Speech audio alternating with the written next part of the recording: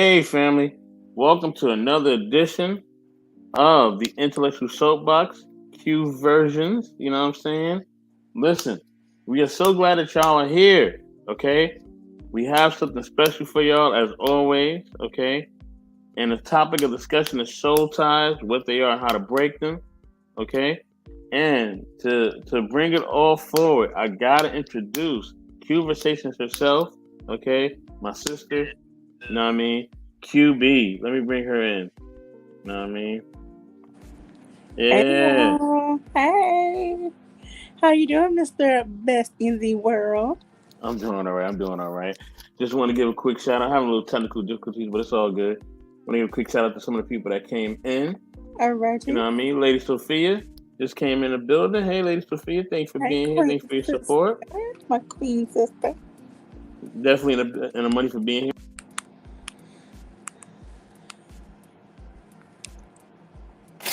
There you go. Alrighty. Also, got to thank M3 TV Network. What's going on, M3? He said, "What up, everyone? What's up, Hi. M3? You know what I'm saying? And M3 QB ready for you today, man. So you can't come up in here starting. She's ready for you today. She's gonna bring Look. the fire. No, I'm joking. But yeah, everybody like subscribe to M3 TV Network. He has two new videos up talking about some very interesting topics. Please check it out, okay? And definitely, man, like and subscribe to that channel and hit that bell, okay? He has some very interesting content. And he's definitely in the money for being here. Alrighty. So, for those of you who follow us on Instagram and Facebook, as I stated, this topic tonight is serving as a more therapeutic topic because a lot of people deal with this and they don't realize it. Mr. Best said, the title is Soul Ties, What They Are and How to Break Them. I think sometimes people get soul ties and soul mate confused. And so let's just get into it. But first, y'all know I like to start out with a quote. And so this one is by Tony Gaskins Jr. I know you've probably seen him a lot all over the social media world. Many are confusing love with a soul tie. The fruit may look similar, but the root is oftentimes very different. So basically, a soul tie can occur between two people, whether you've been sexually involved or not, whether you've been romantically involved or not. Soul ties happen when two people come together and make some type of agreement with each other, whether it's on a personal or professional level.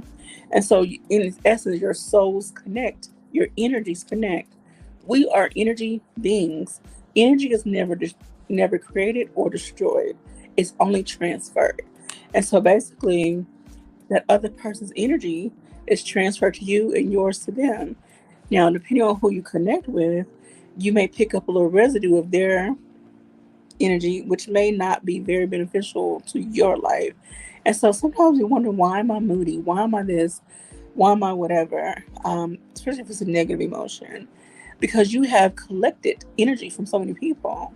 And that's why, now you're hearing people talk about self care and taking time away and debriefing and this, that, and whatever, because you need to release from your energy space other people's energy.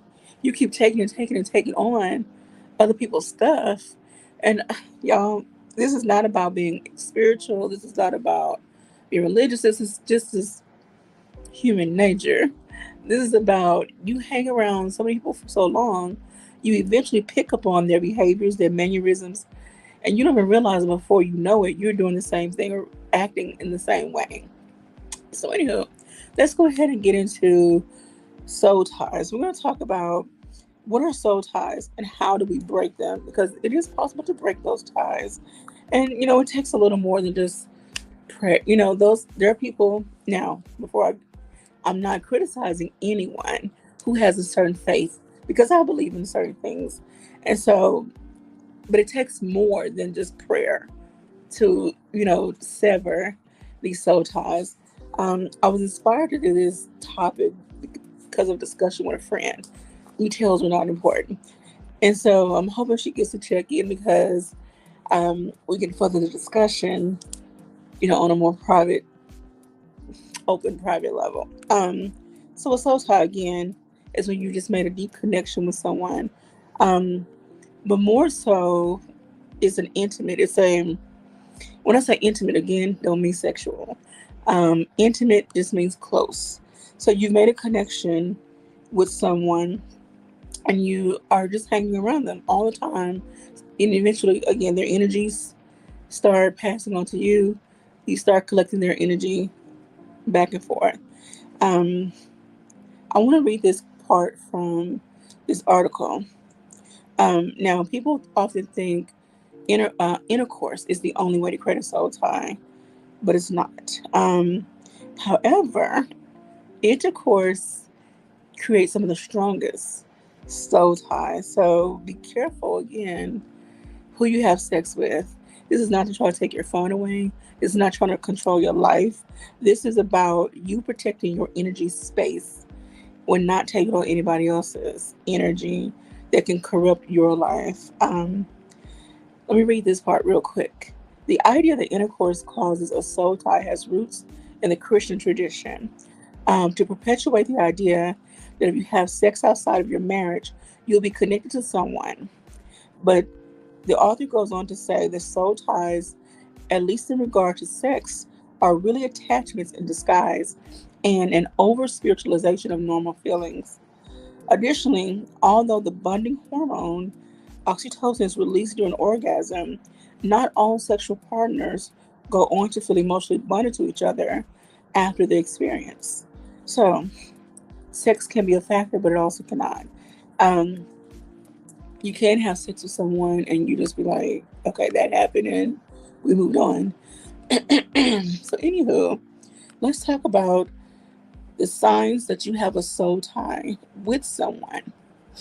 You often feel connected on a deep level with someone. You find yourself thinking about this person, people, whatever, and you just feel like I can't shake them. I don't know why I can't shake this person, this feeling, this whatever. It's like you want to talk to them, be around them, just be around them. You don't have to say anything. So anyway, you just feel this connection. Like I just have to be with them.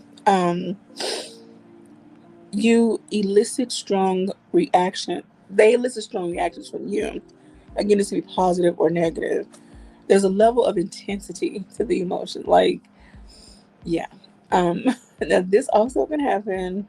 This really happens, especially when you had a sexual encounter with someone that has really touched a part of you that you feel like no one else has ever touched before. And I mean your soul.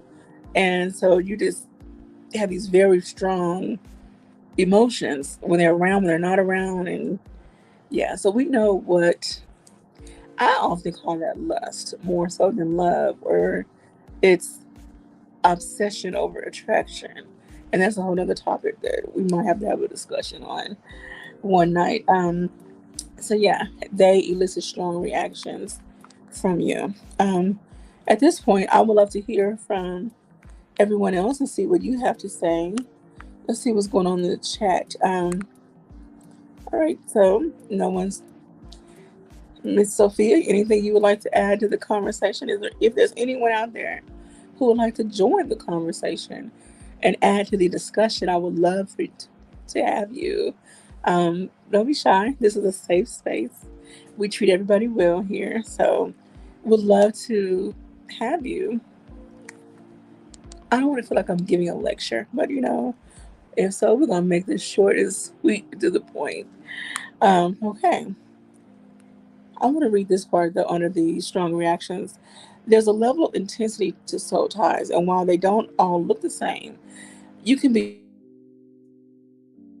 The good and the bad. Okay, sorry about that. Everybody's having technical issues. You can be sure.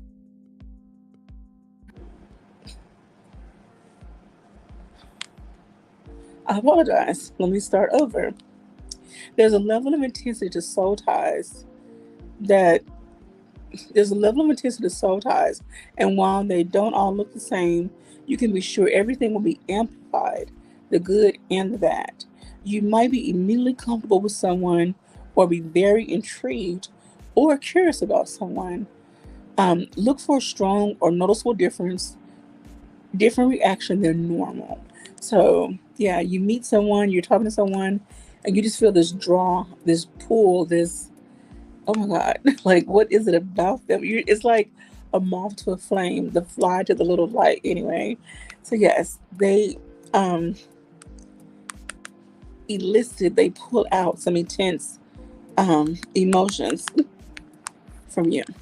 Okay. The next one is they feel familiar. And I know a lot of us have probably felt this before. Like you meet someone like, don't I know you from somewhere? No, not really. I haven't met you before. I know I've met you somewhere. And so you start racking your brain and going through the list of, well, I used to work here, I went to school there. Do you know so and so? Do you know? And you go through all these scenarios of how you could have possibly met this person. And truth be told, you don't know this person, but your soul somehow feels connected to them. They feel familiar to you. Maybe you met them in a previous lifetime if you believe in that sort of thing. So, anywho, yes, you feel drawn to them in that sense. Another way you know that you have a soul tie with someone is you may feel like they complete you. Now, this may be irrational thinking for some, it may feel quite normal and rational for others. Um, but yeah, oftentimes we get connected to people too soon, maybe. um, but you feel like, oh, this person just completes me. And I'm gonna be a little devil's advocate here. You should complete you. Now, while people come into your life and they can fill a space and they can play a role and they can be very beneficial, no one person should complete you. Um, that's another discussion too. But however, you feel though, like there's something, I don't know, missing in your life, or there's a part of your life that this person feels like they just complete who you are as a person. That's a soul tie. um, Sometimes, and particularly when a soul tie is activating an attachment wound. See, there's that thing.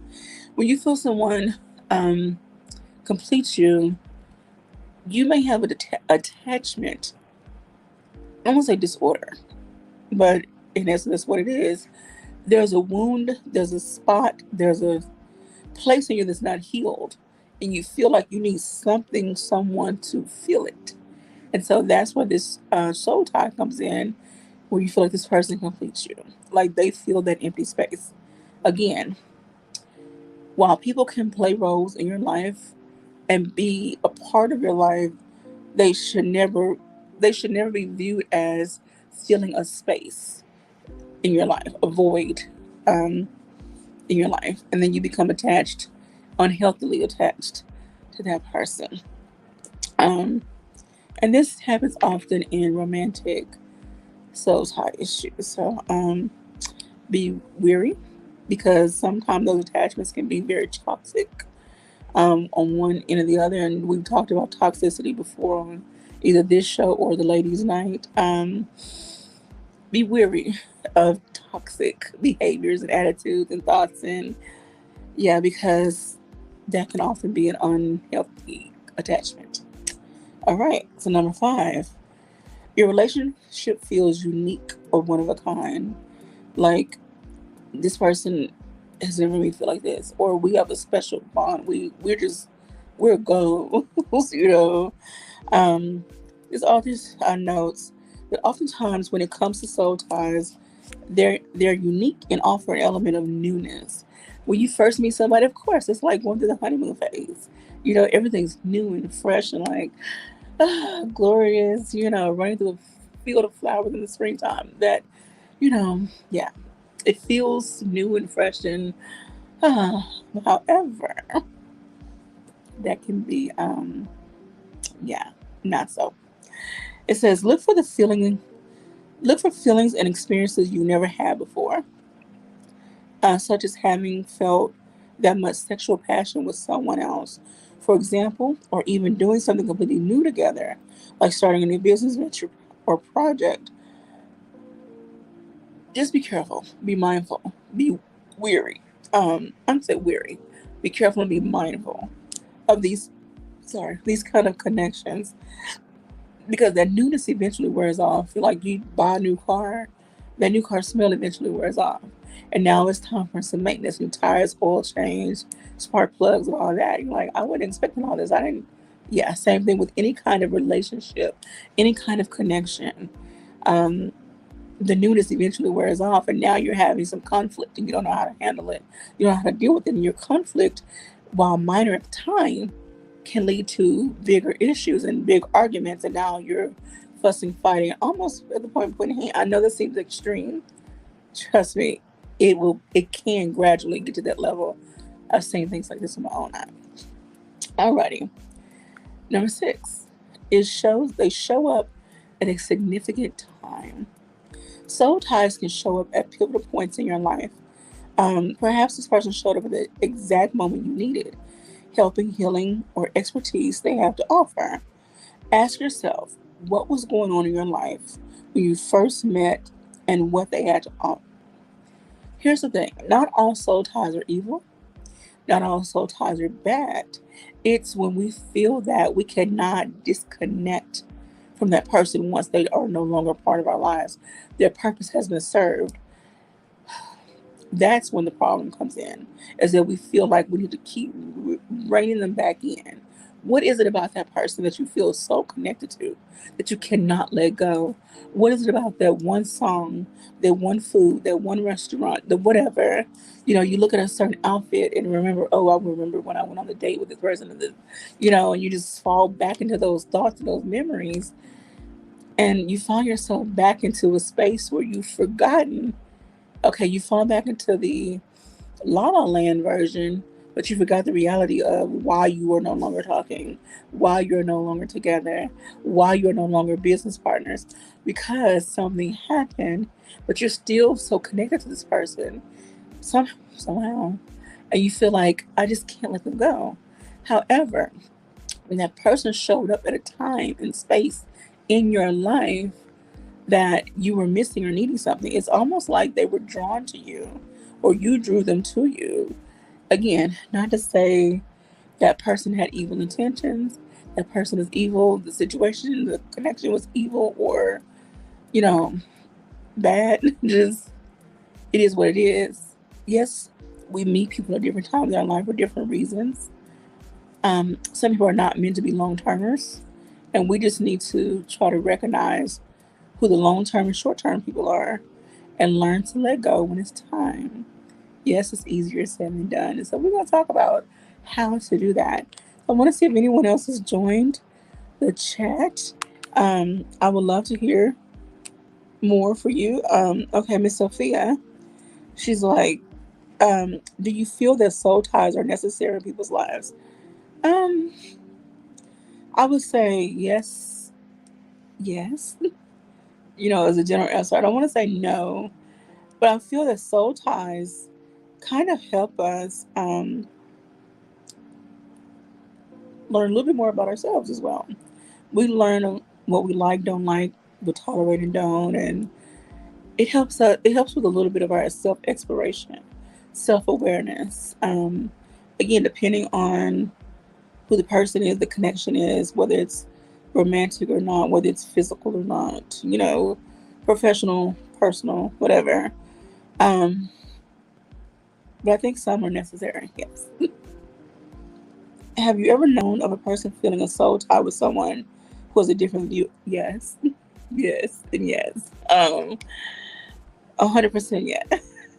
It's, you start out with the connection with someone, and in the beginning, like I said, that newlywed phase, everything seems bright and beautiful and lovey-dovey and all that, and then it's like once you peel off the layers of the newness and everything starts to wear down and the veil is removed, it's like, oh, okay. Yeah. So, yeah. I've had that happen a couple of times. Once you actually start having conversation, you're like, okay, we see things from a different perspective. And based on who you are, you have to decide, am I going to tolerate this? Am I going to be okay with this? Now, of course, we as human beings can agree to disagree. We don't have to agree on everything. But if it's someone you're going to be spending a lot of time with, and depending on what the belief system is, you might want to reevaluate your connection. That's all I'm saying. Um, and then why do you feel that people are extra attached to rejection or negativity? Yeah, that has to do with those wounds, those attachment wounds. And then also, it's like we just feel like we need somebody, no matter how negative, how whatever the situation is. We just feel like this person completes us. They fill a space. We feel like we need them. I can't function without them in my life. When you actually can, and you can function better without that person, their energy in your life. So yeah. So anyone else in the chat, please leave a comment. Let me know you're here. If you have any questions, because otherwise it's going to be a really short lecture series. I was hoping Mr. Best can pop back in and join the discussion. He's been having some technical issues. M3, if you want to join the discussion, please do so. Look, this is a safe space. And tonight I was hoping for this to be more of a therapeutic session because I know that many people um, are dealing with some things and they just don't understand, why do I feel like this? Why do I feel like I'm trapped and tangled and tied up and I don't know how to break free from, this, whatever. Or people might feel like this is not normal for me. Why am I feeling like this? Why am I doing these certain things? Because it's of the connections you've possibly made with other people. They have rubbed off on you. Have you noticed when you have a certain group of friends, you may say, okay, I'm not going to drink this much. I'm not going to do this. I'm not a partier. But over time, they begin to influence you to do certain things that are outside of your norm. Those are soul ties as well. And so, um, but soul ties often come with conflict. Conflict can be good, conflict can be bad. Oftentimes, conflict with soul ties are not that great. I'm just going to say that. Again, but that's been my experience. Yeah. Okay, so let's talk about, okay, and then number 7 of how you know you have a soul tie. A part of you feels like it's missing if they're not in your life. Oh, child, this one's personal. It's home for me. Um, and I know this is going to sound crazy, but this is my truth. So I was married. Said that before. Was married for 13 years. Now, while me and my husband were together, ex-husband, our marriage was shaky at best and barely stable. Yeah, we were almost like just roommates versus spouses. And so we got to a point in our marriage where we were not being physically intimate on any level. We didn't kiss, we didn't do anything. And then he decided we separated. He left. And after we got divorced, after I went through my cycle of emotions, we came back around and were able to actually communicate like adults.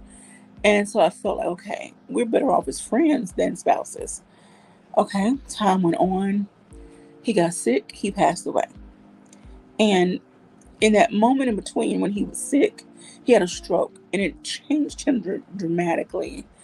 It's like I felt this deeper connection with him. Like I wanted to be there with him. I wanted to take care of him, and I felt like he needed me as well. So that was that connection there. And then since he's passed away, I find myself having dreams about him. I feel like a part of me is missing. That friend that I needed is missing. And so, yeah, there's that soul tie. So anyhow, we have to be just mindful of those connections. All right, I want to read this part.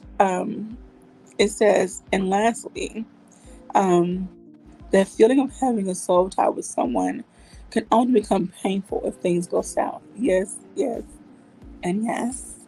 As soul ties can often turn into attachment or be mistaken for attachment altogether. A lot of times people may experience a feeling of brokenness, as if part of them is missing because they're no longer connected to this person. Again, that has been my experience since my ex-husband has passed away.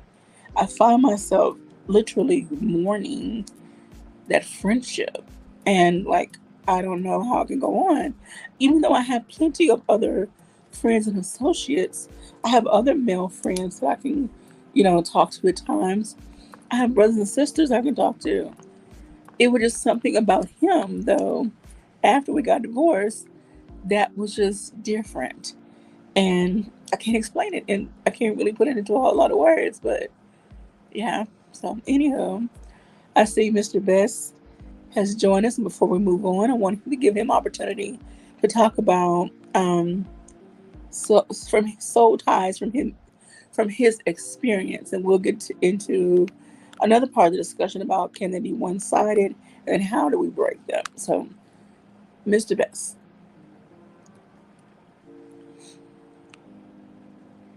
Okay, he said his microphone is out.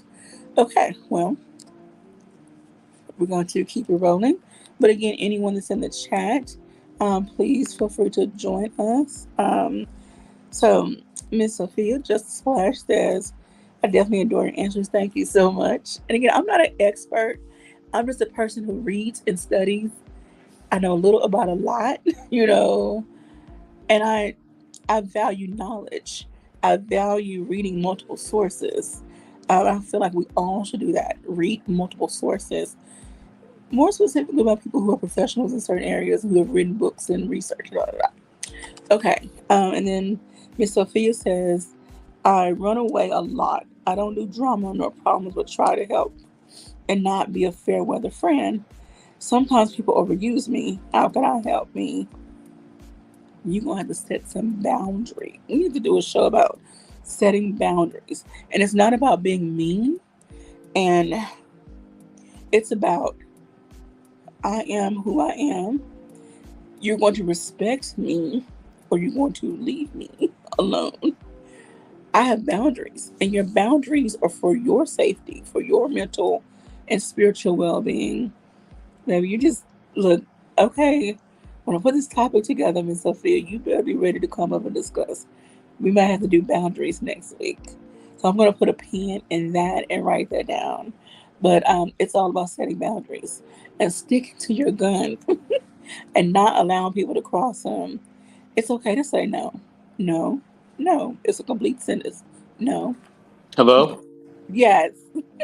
I'm back. Woo! Okay. Oh my gosh. Okay. We want to Oh say boy. hey to a unicorn word. Hey, hey, hey. Hey, Unicorn. Hey, family. Good to see you. Good to see you. Okay. So I've been running my mouth. I want to hear from you. All So let's right, talk I'm here. about I'm here. your Sorry about the experience. technical difficulties and all that. You know what I mean? The soul ties thing. I'm gonna do that, and I'm gonna answer also Lady Sophia question. I would say this, right? I think the thing is that we got to do in the black community. We have to start teaching sexual. We have to really have like a whole new way of having sex ed classes for us as a people, sexual education, because we don't have that. And I Mm-hmm. think the fact is, okay, cool. We can tell them, we can tell the youth, right? Hey, listen, don't do anything with nobody. Wait till marriage, right? I mean, Mm-hmm. and maybe they should do that, right? Maybe they should do that, QB, right? Maybe they should, right? Maybe in all aspects, maybe that would help, right?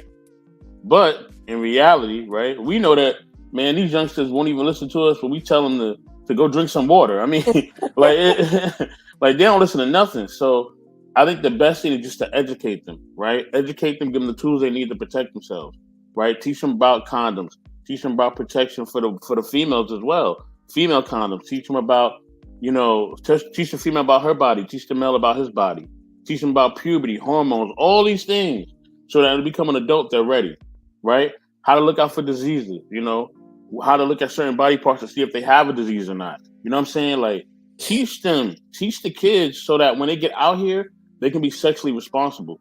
For us just to tell them not to do anything, like that's gonna just be they're not gonna listen to that. Like they just not because they're gonna want to experiment. They're young, their bodies have changed, the hormones is ranging. You know what I mean? They want to do some things. You know what I'm saying? Yes. And the thing is that we just got to teach them how to be sexually responsible, so that they don't bring a bunch of kids into this world, and they don't have people that they're tied to intimately. You know what I mean? Because of all the behaviors that they have. You know what I mean?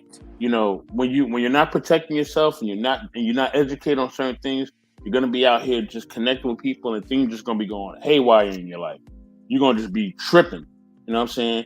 And your relationships are just gonna be all over the place. You feel what I'm saying? So I think we got to teach some of the adults too, because Yeah. some adults don't know certain things. I mean, I'm just being completely honest. Some of them don't know. right? So we have to teach both. We got to teach the youngsters, and we got to teach the adults too, because some people just don't know. You know what I mean? I think if we start having these conversations, I think we can limit, the amount of single family homes. We can limit the amount of kids being abandoned. We can eliminate amount of trauma that's happening in relationships. You know what I mean? So, and that's really the thing. So we just have to understand, what we're doing and how to do it. You know what I'm saying? And what's going on when we're having that interaction with somebody. You know what I mean? What energies are we transferring when that's happening? Like I said, there's nothing wrong with somebody experiencing that interaction. But once you experience that, understand, or before you experience that, understand the things that you need to take, the things that need to occur before you step into that field. You know what I'm saying? Don't you can't jump in the game and not know how to play. Okay? If you jump in the game and not know how to play, you're gonna lose. And you're gonna lose big time. And then unfortunately, in this game, you can affect not only the life of somebody else, but you can also be affecting a life of a future life, because if a child is born out of your decisions to be with somebody else, man, everything could just fall apart. You know what I Hmm. mean? Because you're not educated. So now you're out here, spreading your wild oats or your seeds or whatever. But these kids are just a byproduct of you not making the best decisions. You know what I mean? Which is sad, and a lot of times that's what happens. To I'm gonna acknowledge some of the comments, and also I'm gonna answer Lady Sophia's question. Okay. I would say this, Lady Sophia. I would say basically, you just got to see that you are your own best friend. And you are your own best support system. You know what I mean? Nobody can do that for you. Only you can do that for yourself. You know what I'm saying? Like, that's the one thing that I noticed. Like, I had to be my own support system. You know what I mean? And if I'm doing that, then I don't got to run away from things. I can just face things head on, right? And if somebody is not vibing with me, or I'm not vibing with them, I just let it be clear. Hey, I don't vibe with you like that. You know what I mean? We don't connect in a good way. I'd rather just keep it moving, keep it pushing. You know what I'm saying? And by me doing that, that makes things a lot easier for me and for them. You know what I mean? So we don't have no type of bad interaction or whatever. Everything's cool. Also, let me acknowledge it. Now some comments. She says, "Soul ties, woo." Okay. Hello, beautiful sister. Lady Sophia says, "I love sex a lot, but I haven't done it in 2.5 years. I'm cool with that until I'm mature enough to do the wild thing dance." But but also shout out to Marcus. You know what Hey, I mean? Good to Marcus. see you, brother Marcus. You know what I mean? Definitely no money for. Y'all make sure to hit that like button and share while y'all here. How about that? Oh, Mr. Best, what happened? Can you hear Okay. me? Yes. Okay. Yeah, my soundboard is acting a fool right now. But yeah, that's kind of just all I wanted to say about that. Well, Um, let me get eh, your input on soul ties that are not sexual related. You met mhm, someone, personal or business related, and you feel this strong connection. You feel like they complete a part of your life. You met mhm. them in a time of your life when you were going through something, and it just seems like, oh, they came along at the right moment. Yes, some people do come along at the right moment, but there are times when God don't always send someone; they just show up. You know. To Mhm. talk about your experience, if you had any with people you felt connected to that you know were not beneficial to your life, that you were not sexually involved with. I mean, you know, listen, in life, you're gonna meet different people, right? And at different Mhm. spaces in your life. I think how you balance things, you just gotta put things in order, right? You can't put everybody on the same level. Not everybody deserves to be on the same level, right? There's some men that you're gonna meet in your life, QB, where they are just a friend, right? He'll Yeah. never be more than that. He's just always gonna be friend level, right? Then there may be a guy you meet, he's a friend, but there may be potential you don't really know yet, right? Then there's some Mhm. guys who are just maybe business friends or business associates or whatever. Then there's, guys that you may have an interest in. He may be a good boyfriend, maybe somebody you can date, but you don't know if you want to marry him or not, right? Then there's Okay. husband material, right? That's a whole different class, right? And that's not a class that everybody is slotted in, right? Husband material is husband material, right? He's not Yeah. a friend, he's not a boyfriend, he's husband material. Okay, and I think that's what we have to start doing. Put people in the slots that they belong in, right? And if they haven't earned the right to be in a slot, then don't put them there. Or sometimes they got to go down a slot, right? Yeah. Sometimes you thought he was subject material, but now he got to get bumped down all the way to associate. Like he not a friend. He none of that. He's always an associate, right? But for each tier, they have to either earn that right or they have to lose the right Yeah. to be in that. And that's the problem. We, men and women both. It's not just a woman thing; it's a man thing too. Yeah. Men put women in the wrong slot, right? Yeah. Yeah, I know she got a big butt. I know she look like this or whatever, blah blah blah blah. But she's not your wife, man. She's just not your Yeah. wife. She's not the one. You know what I'm saying? You know what I mean? Or okay, cool. She looks good or whatever, but you're in your mind, you're so messed up. You can't see that she's a wife, and she really is. You know what I'm Yeah. saying? So but that start a lot of these things that we're able to recognize starts from us being able to connect with ourselves, right? Yeah. So we're connecting with ourselves, then we eliminate meaningless interactions. You know what I'm saying? Mhm. Want to give a shout out real quick to the brother Von Eric. He said shalom all to you brothers Hi. as well. You know what I mean? Good to see you. Good to see you. You know what I mean? Yes, definitely. Don't forget that the light. We appreciate all y'all, most definitely. You know, no problem, no problem. I got you. And you made a really valid comment, and Kirk Franklin wrote a quote about there are oftentimes people confuse soulmate Hmm. with soul tie. A soul Hmm. tie is simply a connection. You meet someone, y'all connect. You think in the beginning, oh, this is a good connection. They are not always meant to be a long timer. And I said this earlier. There are people who are short timers, people who are long timers. We have to discern for ourselves what role and what place that person plays in our life. The problem becomes when we want to make a short timer a long timer. And also, we don't recognize the signs that this person we're trying to keep around, they're not God sent. They are not beneficial to our soul. They're not beneficial to our life. They bring destruction and devastation, but we're so wrapped up and tied up in our bubble of emotions and the newness of it all that we can't see the destruction that's coming. So you have to be very mindful. And like you mentioned about children, I used to do talks at this junior high school in the health class, and I talked about teen pregnancy. And I would make sure to let them know sex is more than just intercourse. Um, Being connected to someone is more than just intercourse. You can develop a connection with someone. You might like someone more than they like you. That's a soul tie. Hmm. And especially if that person's giving you a little bit of time a day and you're like, oh, they like me, but then they keep dragging you and dragging you along and not, you develop more emotions for them because they're just giving you just a little bit to keep you around. Um, they're never going to be fully yours. You're never going to be fully with them. So we Hmm. have to be very mindful of those type of soul ties as well.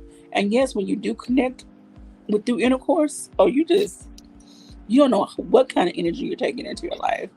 Um, there are sexual demons, and Mm. everybody believes. Some people believe in it, some people don't. I believe in it because I have had dreams, and I've had ministers minister to me that when something good and prosperous is about to happen in your life, certain demons come into your life to take that away from you or just distract you and turn you off your path. But that's a whole nother discussion. I'm not a religious, expert. However, those are my beliefs. Anyway. I'll say this to that. I don't listen. I don't think there's like anybody that's like a sexual demon or anybody that's unless they like messing with like kids or they're doing like something like they're doing like SA. They doing like intimacy assault. If they're assaulting people, then that's a whole nother situation. And yes, lock them up and throw away the key. But I think the problem is in relationships, like I said, even with that, right? Even with intimacy, right? I think the problem is we don't know how to put certain people on a certain level. Okay, if you're meeting a girl, right, and you first met her, right, you first met her, You know nothing about her. You know what I mean? Let me let my brother Von Eric in. You first met her. You know Von Eric. Salute to you, bro. Thank you for being here. You know what I mean? You first met this girl. You know nothing about this girl, right? You know nothing about her. Cool. Y'all hook up. You know what I mean? It was what it was. It was what it is. Y'all had a wild night. Whatever. You move on. That's not your girlfriend now. Mhm. Okay? That's not your wife now. Okay? There's some girl that y'all just did what y'all did, and she's just a girl you hooked up with. You got to put her in that slot. The moment you start trying to put her into something she don't belong is the moment that you mess up. And I think the women got to be the same way. It's a dude you just met him. Y'all had a few drinks. Something happened. It is what it is. You know what I'm saying? Mhm. We gotta really start, because we gotta understand that when, especially because I'm talking more to the youth. I'm talking to people our age too, like people are older. You know what I mean? It's just overall, but what I'm saying is that people just have to start being wise in once they interact with people, what's gonna happen after that. Yeah. You know what I'm saying? And I think it's just a lack of knowledge. Because listen, we're gonna have experiences that are focused around intimacy, right? That's gonna happen. You know what I mean? Like people gonna be bumping and grinding, okay? You know what I mean? No offense to anybody. You know what I mean? I ain't trying to say nothing crazy. But people gonna be getting it on, okay? Better terminology. People gonna be getting it on, okay? That's how we all got here, right? Somebody had to get it on with somebody else, right? And it was what it was. But in that, while you're doing your thing, recognize and understand where this person is at and what the importance is in your life. You know what I'm Mhm. saying? And that's the thing. We don't understand that anymore. There's no more guidance, there's no more rules, there's no more boundaries, there's no more nothing. And we keep putting everybody in the same category. Yeah. And then when we keep getting the same results, we want to blame everybody else. No, it ain't everybody else's fault. You are the one that keep putting these bums in the same category as the kings. Don't get mad because you haven't met you a king yet, or you haven't met you a queen yet. That ain't nobody's fault but you. You need to make better choices. You know what I mean? So we need to be educated so that we can choose better and do better. And that's a fact. Von Eric, what's going on, man? What you want to add to this, brother? Yeah, thanks for having me up. This is the first time I've been on your platform, 84. I Hey, appreciate you. thank you, brother. Appreciate you, man. Yeah, I appreciate you having me up, and blessed to the chat, and blessed to you, Queen. But I'm gonna add my 2 cents. I'm just going to piggyback off of what you said and what the Queen said, because it was both wisdom that y'all spoke. I do think that both parties need to communicate much better to one another. When you come in contact, you must know who are you talking to. You need to get to know the person emotionally, emotionally, understanding who they are, how was they raised, how was their parents, how they take care of their kids.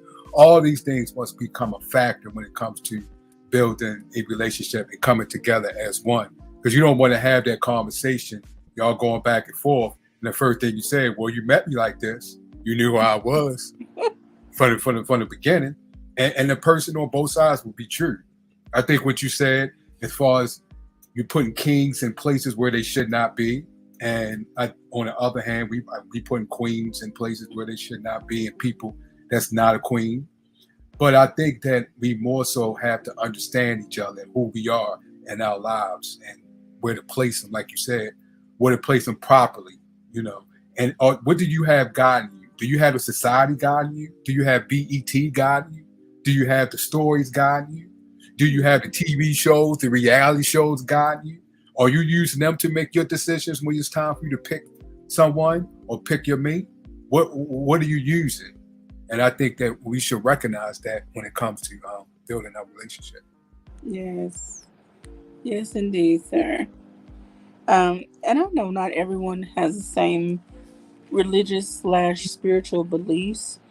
Hopefully, you believe in something, and you are using that belief system to as a discernment tool. That's Mhm. not quite what I'm trying to say, but a discernment piece for tool, for lack of a better word, for Mhm. your life.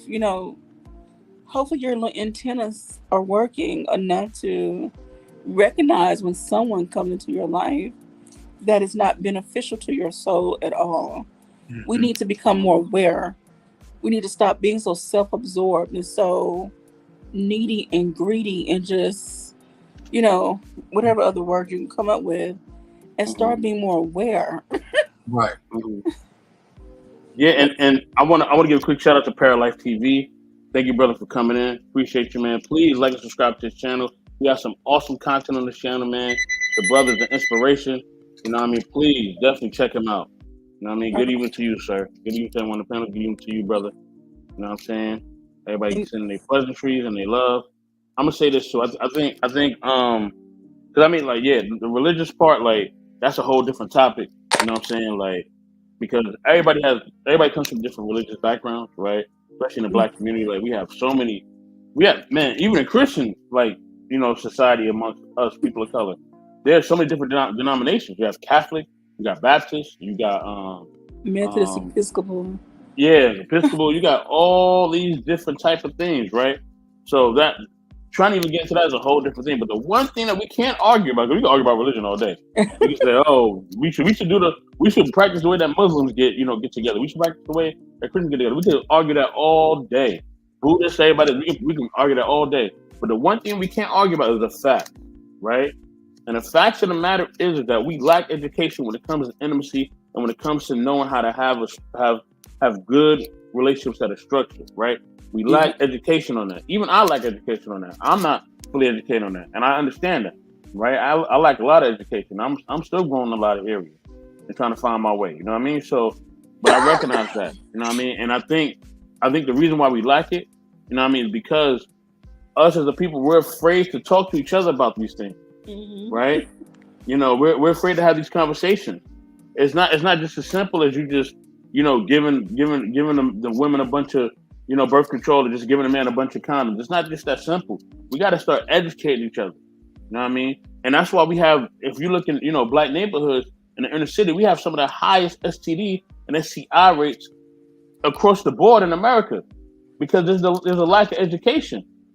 You know what I mean? We're not educating each other on being sexually responsible. You know what I mean? So because of that, now you have things of soul ties. Now you have these things of kids being left out and kids being part of the system because there's a lack of education. You know what I mean? Listen, like I said, we could argue about, if the aliens are real or if Jesus is real. We could argue about that all day. You know what I mean? But you can't argue about what you need, how you need to be responsible when you out here and you want to be sexually active. There's no argument about that. You know what I'm saying? Yeah. Understand the protections that you need. Understand how to protect yourself. Understand, if you need to understand when you need to get a physical. Understand when you need to get you like STD test, or STI test. Understand all these things. Okay, know where your local clinic is at. Okay, know all these things. Educate yourself, and definitely please start educating the kids, man, because they really the ones that don't really know. You know what I mean? Grown people mostly know, but some of us don't know, right? But the kids really don't know anything. So really, please start educating them, man, because they're the ones that's really being impacted by this lack of education and a lack of knowledge and a lack of communication that we having with each other. You know what I'm saying? And I think that's what's causing all of these meaningless and useless connections. You know what I'm saying? And it's continuing. You know what I mean? It's continuing because people, like I said, people don't want to talk about that, man. They don't want to talk about that. So And it's sad. So I want to add another topic in this mhm, discussion to further the discussion. mhm, And this is about soul ties being one-sided. Have you ever mm, found yourself, you feel attached to someone more than they feel attached to you? That can actually be very toxic at times because you mhm, are dreaming and thinking and lusting over them, and they are sleeping peacefully at night, not even giving two thoughts mhm, about you. And it also speaks to an attachment issue that oftentimes we have. Again, not everything is childhood related, but oftentimes our biggest wounds come from our childhood or some part of our younger years, unless something really traumatic happens later in life. Anywho, mm, we develop these attachment issues. And so someone comes along, we just put them in a space that they don't belong. They mhm, don't realize we put them in a space. They don't realize mhm, we create this attachment.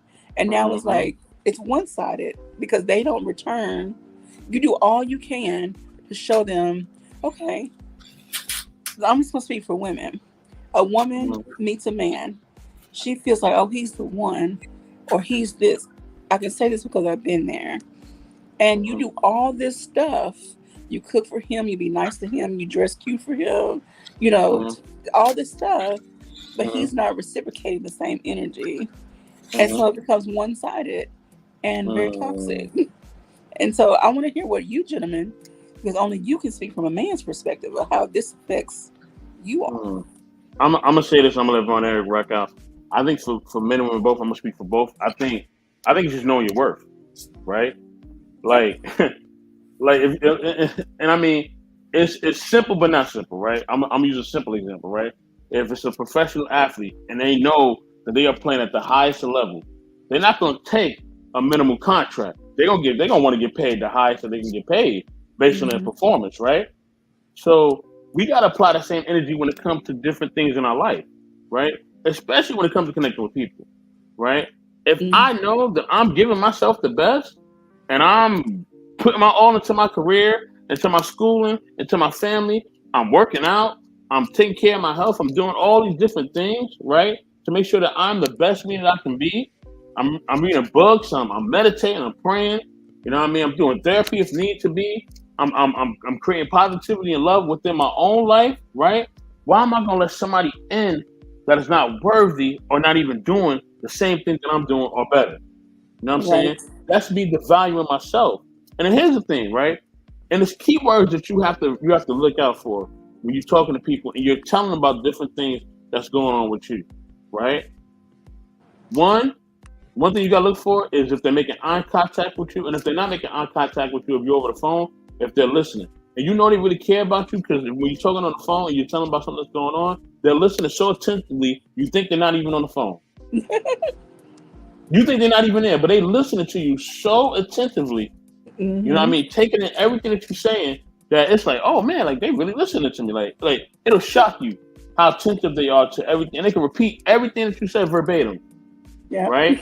They can say, "Hey, you said this. This is what happened." Blah blah blah. That's somebody who actually cares and actually in tune, who actually values you, right? But if they Yeah. cutting you off, right, or they say, "Oh man, I don't really care about that," then they don't care about you. Okay? Words let you know how people feel about you.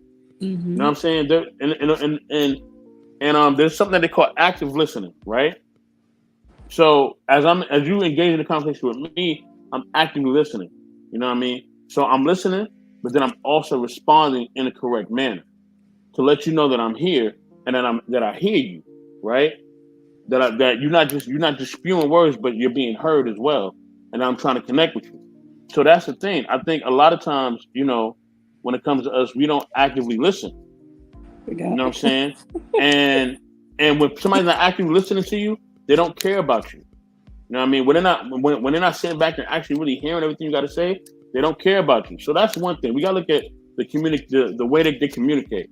You know what I'm saying? Then actually after they communicate, then we got to look at their actions, right? What actions are they showing me to show me that they care? You know what I mean? Are they doing different things to encourage me? Are they doing different things to inspire me, or are they reminding me of things that are beneficial to me, that's going to help me be healthy, help me stay encouraged, help me stay focused? Are they doing those things, Hmm. right? Because if you're doing that for them, right, like you said, the cooking and cleaning and all, like the women will do, right? And let's say the man is doing cleaning and he's providing, or he's doing different things as well, right? You're doing these different things, right? Is it reciprocal? And if they're, and while they're doing it, are they really enjoy doing it, or are Yeah. they just doing it to pacify you, right? Yeah. Because there's women who do things to pacify men, and there's men who do things that pacify women, right? They're just doing it because they just want to pacify them, but they don't really care about them like that. They're just doing it just to do it, right? Yeah. And that's the thing. We have to look for different cues in that. You know what I mean? And then also a last thing I would say, if they really get your family and the people that you care about involved. You know what I'm saying? If they're really concerned about you, they're gonna get to know who you're around. They're gonna get Hmm. to know your tribe, your family, your people, your friends. You know what I mean? Your family, right? They're gonna want to be in tune with them. You know what I mean? And before you even ask, they're trying to figure out, hey, how's your relationship with your dad? How's your relationship with your mom? Man, you know what I mean? Hey, listen, I know you've had some ins and outs, but man, what can we how can we work on it? When they say we, that's a key word, okay? When they say how can we work on it, oh, they in like Flint, they there, they care about you, okay? You ain't gotta ask them more questions, okay? And no, it's just simple. It's just really key things that you just look out for. But when they say I don't care and it's all about them and they always focus on themselves and you can't get a word in and you know what I mean, they just doing little things, you know what I mean? They're not really thinking about you, they always think about themselves. Then get that person out your life, man. They're not really for you. You know what I mean? They don't care about you. You know what I mean? And they're not adding any value to your life. You know what I mean? And don't get stuck on that person and start giving that person more than what they deserve. You know what I mean? Because if you once you do that, you're gonna wind up being behind the eight ball. I want to give a salute to Queen. Queen, welcome to the panel. You know what I mean? Brother Von Eric, I know you've been waiting patiently, brother. Go ahead and rock out the Queen. Yeah. And also shout out to Big Rick Slaps. Big ups. Yeah. You got to use we. Mm-hmm. I don't want to hear you. I don't hear I. I want to hear we. Mm-hmm. And they know who I'm talking to. Okay. Mm-hmm. Yeah, man, that was a powerful lecture you did, 84. I don't have nothing really. It was all right. It wasn't all that. It wasn't all that. Don't give him credit. That's also true in business too, man. Right. You want to have business partners that understand the team. It's not your turn. The team 84, aspect. you're done. No, 84. No, you've been talking too much. It's my show, man. Everybody know it. Everybody know it. Mute yourself. Go ahead, Vaughn. But yeah, I think what you said and what Queen Jones would have established in her question, which is a wonderful question. There's wisdom in her question. It's a loaded question too. But I think when I see that you're saying, and I'm just going to piggyback off of you, is look for consistency within a person to know you don't want to settle. Because if you settle, that could be consequences later on. Is this person actually going to change? Do you or not? You always have to remember it's going to come back. You met me like this. You knew I was like this. And as you said before, 84, as far as how you got kids? How are you around your kids? How are you raising them? What are you doing around them? How you treat your mom? How you treat your dad? How you treat your family? There's many things that you have to set before so you can know if this relationship is going to last. Who you are as a person also. Who are you? Who you believe that you are. And as you grow, the person that you're going to be with, they're going to grow. And just like you said, you must listen to your partner who you're having a date with or going out with. Listen. Don't just look at it as face value, because those words that person is speaking, it's going to carry on later on in your life. Look for consistency. I can't say that more, because some people will just act a certain way in the first couple of days just until they get what they want, and then they're a whole nother person. But a person will reveal themselves because they start off one way, then all of a sudden you'll see who they are because they do it consistent basis, consistent all the time. And you must look at that. And you must value, like you said, who you are as a person. And always look at a person's family to see how their mother raised them, how their father raised them, what the mother do within their lives, how the father did within their lives, what they went through as a child, because it also sometimes it reveals itself what's in you and what you've been through in life. That's all I really have to say. 84 took a lot of my He came in with the good day. Good day. I want to welcome my queen, sister Queen Forever. How are you doing, ma'am? I'm good. All right. So what would you like to add to the conversation? And we have some comments to recognize. What's the question? Is there a question or? Not really a question. So we were talking about how soul ties can be one-sided, and then what your experience with that may have been. When they're one-sided, they can often be toxic and unhealthy and unbeneficial for you, because you are putting more into one person than they're putting into you. This doesn't always have to do with sexual partners. It could be anybody you made a connection with, personal or professional. But you made a connection, and now it's like the relationship is kind of wavered, but you're still pouring in, and they're not pouring into you.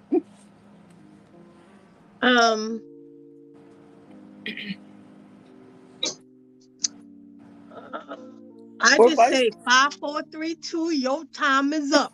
That's it. You know, like you know, like Did she say I don't what? know. You know, I say this. Look, like I've poured into a lot of people, and I've been poured into a lot, and I didn't always deserve it.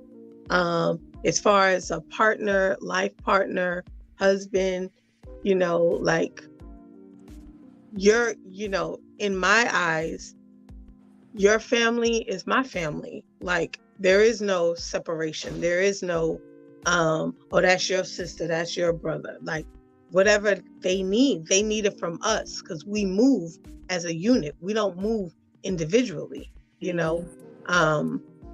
You have your dreams and aspirations, and my goal is to try to support you in that, you know. And if you had a sister and your sister needed something, your sister needs something from us because that's my sister.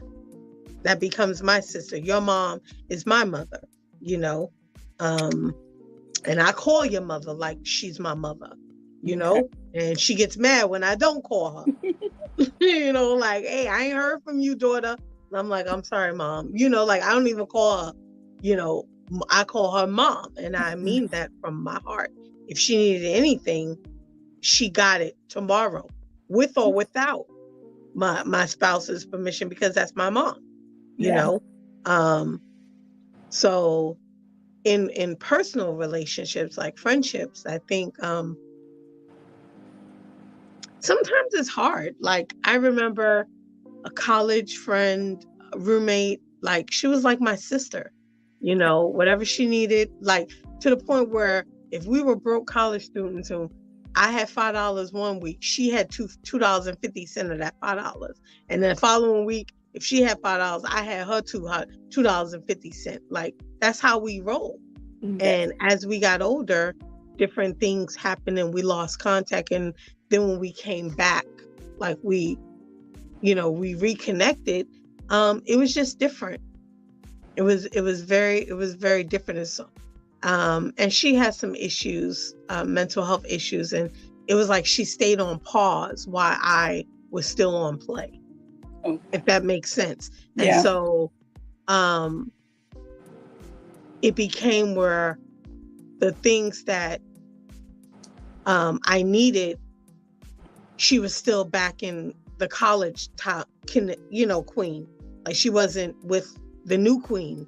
And we just had a falling out, and, you know, and one thing I realized is that I've known this person for over 10 years, and it was a very hurtful situation. We fell out over something very stupid.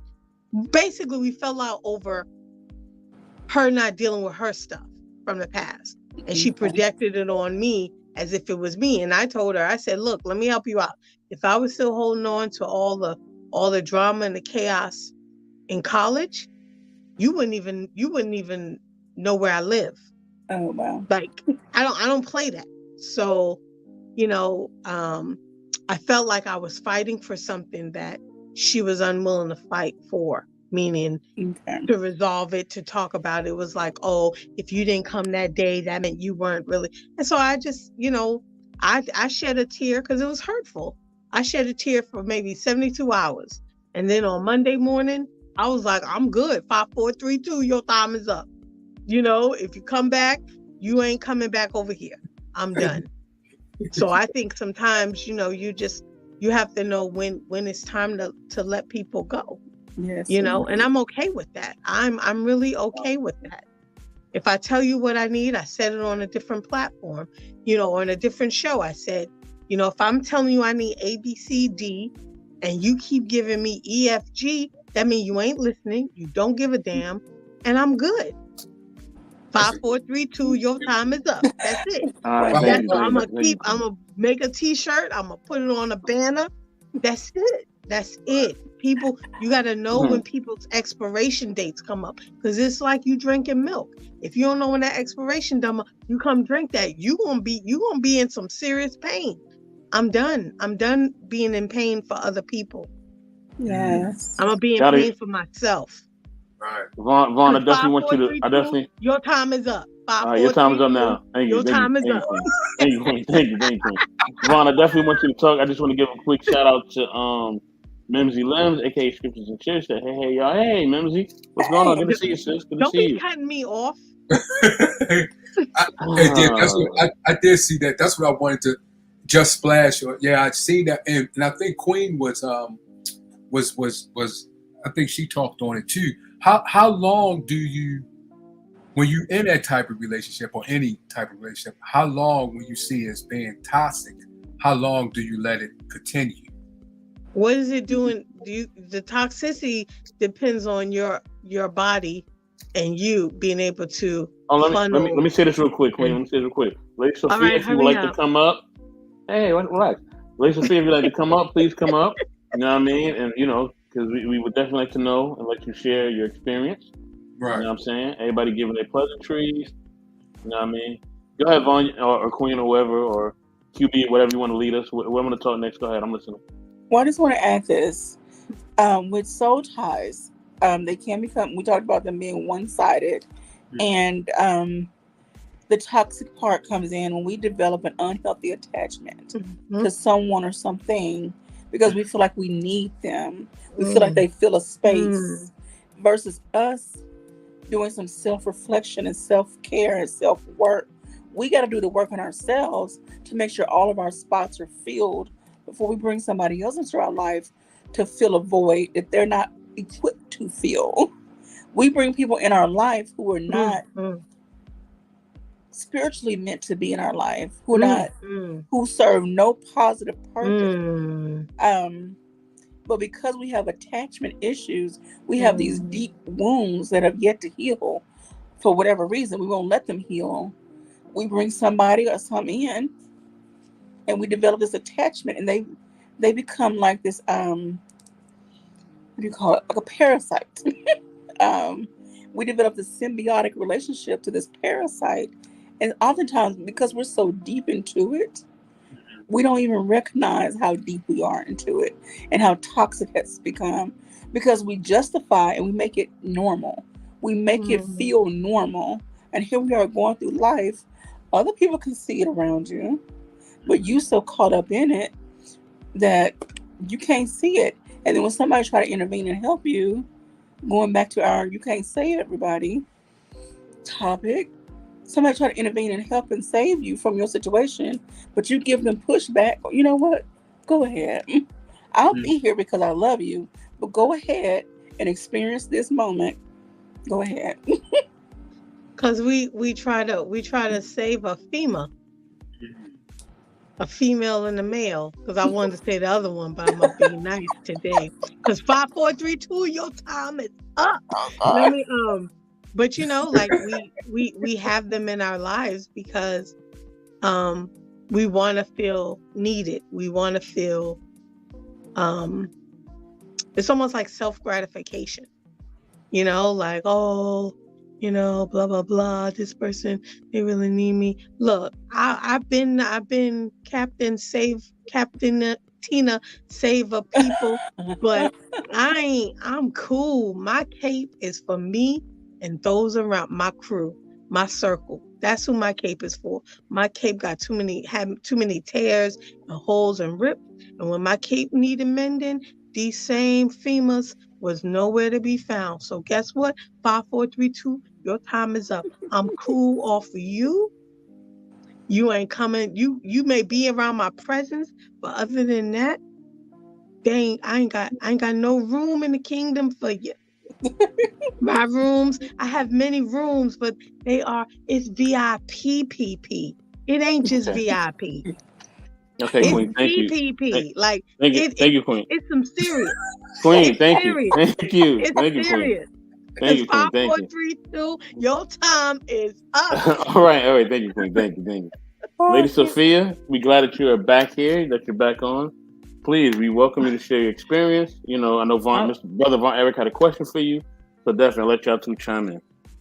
Okay, I'm just holding my teeth. I love you, Queen. Now, what you said that you was in a toxic relationship. How long was you in the relationship, and did you let it last as far as toxicity? Actually, the guy was a gentleman until he stepped over a certain space, and it was negative. How come you don't do this? I thought your dad was a Muslim minister. I thought you was submissive. I thought you was that. And I was like, and I was like, but the things that you're asking, we're not at a place to where I can give you what you want. And so, you know, so like I said, I love sex as much as an animal, but I haven't done it in 2.5 years. And until I find somebody, unless I'm mature enough or we're mature enough, I'm not going to do it. So, you know what I'm saying? It's what it's about, you know, saying 2.5 women to every man. Go ahead and get your, you know, other 21. I mean, 22 women to every man. I'm not fighting you. Go ahead and do your thing. And then it was like, yada, yada, yada, yada, cuss. And I didn't say anything. And then it was like, if you want us to work it out, reconnect with me. And I'm like, okay, I'm in the twilight zone. So I was like, you know what? We're cordial. I'll give anybody their one time. And then the toxicity rose again. And I was like, you know what? We can, you know what I'm saying, we can just walk away. I appreciate calling you my Lord. I appreciate you being this person that I wanted to be. But now both of us can just walk away. And did you see any from the beginning though? It wasn't in the beginning. It was just like sheer perfection, what you want to hear and everything. And I guess it was like, you know, saying after a couple of months, it was like, you know what, I'm gonna let the real me go on this show. Cause some people cannot hide. Some people cannot hide that toxicity. They will pinch their arm with a clothespin or either drink it away, but they will not let you know how toxic they are. And then, you know, so as far as this and that and everything or whatever, yeah, my dad is who he is. I am who I am. But, you know, so when I wanted to just peacefully walk away and everything, it was just, you know, saying this and that. And then I was like, you know, I'm dealing with a medical issue and everything. I can't deal with that, but let's peacefully go. And I was like, you know, and if I don't see you around, I'll see you in heaven. And he was like, maybe you shouldn't reach for heaven. Maybe you should reach for the other place and everything. What? And so, you know, so, and I was just, it took me, you know, saying I have, you know, so I'm trying to get over blood clots and everything. And so, you know, so a person up here talking about, you know, saying there were some emails that he sent me that was just really, you know, overhead. And granted, this is a surgeon. You know, I my thing is, I want a black man. And so I was so happy. He was short, but he was a black man. He was a black man, and that's all I saw and everything. And I'm pretty sure he probably did some things that I overlooked, because I'm up here, you know what I'm saying? And I don't wear mascara, but I promise you I was betting my eyes and everything. And I feel bad because there was a gentleman who was reaching out to me, and I was like, yeah. Why? Because he's the color of my palm, not the color of my hand. Oh. And that's the person who's talking to me now. He prays with me daily and everything. And so he was like, you know, saying, if a person can't respect you and everything, if you don't want to be with me, you don't have to, but we can pray together. We can do this and that. And so, you know, so I take blood pressure pills. And so, you know, saying for, you know, so a couple of weeks, he was like, you know, saying, get up, you know, so I was like, I'm up. And he was like, well, have you taken your medication and everything? So that's kind of cool. And, you know, so he called me for a video chat, and I was like, damn, I got my hat and my bonnet on. I was like, this so-and-so up here calling just any time of the day. So I had to get me ready. And, you know, so I missed the call. And so I called him back. And, you know, so he didn't do it. So I chatted. I was like, well, you called me and everything. And he said, I called you too. I was like, yeah, I had my bonnet on and I wasn't finna answer the phone and everything. It was okay. So how come you didn't answer, you know, saying when I called you? This This white man had the nerve to tell me he had his bonnet on too. If I can make that excuse, he can too. So Oh snap! I'm like, you know what? You may be in there. You know what I'm saying? So, my thing is I wanted something that didn't want me. And I'm not saying that all brothers, because I'm still gonna love you. I'm still gonna love you, but you know what I'm saying? I think I sent on YouTube He Is by Heather Headley. And he was like, all while I was listening to that song, I had the peace sign up, and I was like, you know what, God, you made me and you made him.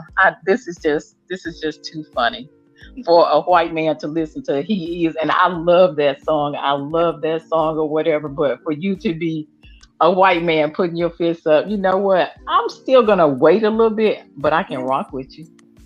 I ain't gonna let you know that yet, but we gonna get there. I gotta slow down, because one thing that I don't do is I refuse to take baggage from this person to the next person. You too good, and you know what I'm saying, he hasn't told me about anything or whatever, but this, he was just like, saying, talk to me. I don't mind hearing about you, about it and everything, because if I want to be with you when you down, I'm down too. And so, I didn't want to hear it from him though. I didn't want to hear it from him. I wanted to hear it from all of y'all. And I was like, you know what, God, you ain't gonna be here too long, because you trying to help a sister out. So I'm like, you know what I'm saying, why not? Well, he may be a short timer, but let him be in the space that he's in, and you'll know when the situation has played itself out. Exactly. That's why I said, so I'm staying back, but I like the fact that, so I'm not being drugged into something. So I'm definitely, especially now since he claimed he got a bonnet too, I'm really gonna, stand back and watch and see what you're doing, because you might not be playing. No offense. I don't want Bruce Jenner and everything or whatever. You might really do have a bonnet, but you know what? I'm gonna rock with you, because you're making me laugh, and I really appreciate that. But more men are wearing bonnets. If you look up and down Instagram, more men are wearing bonnets. I don't know, but anyway, go ahead. What?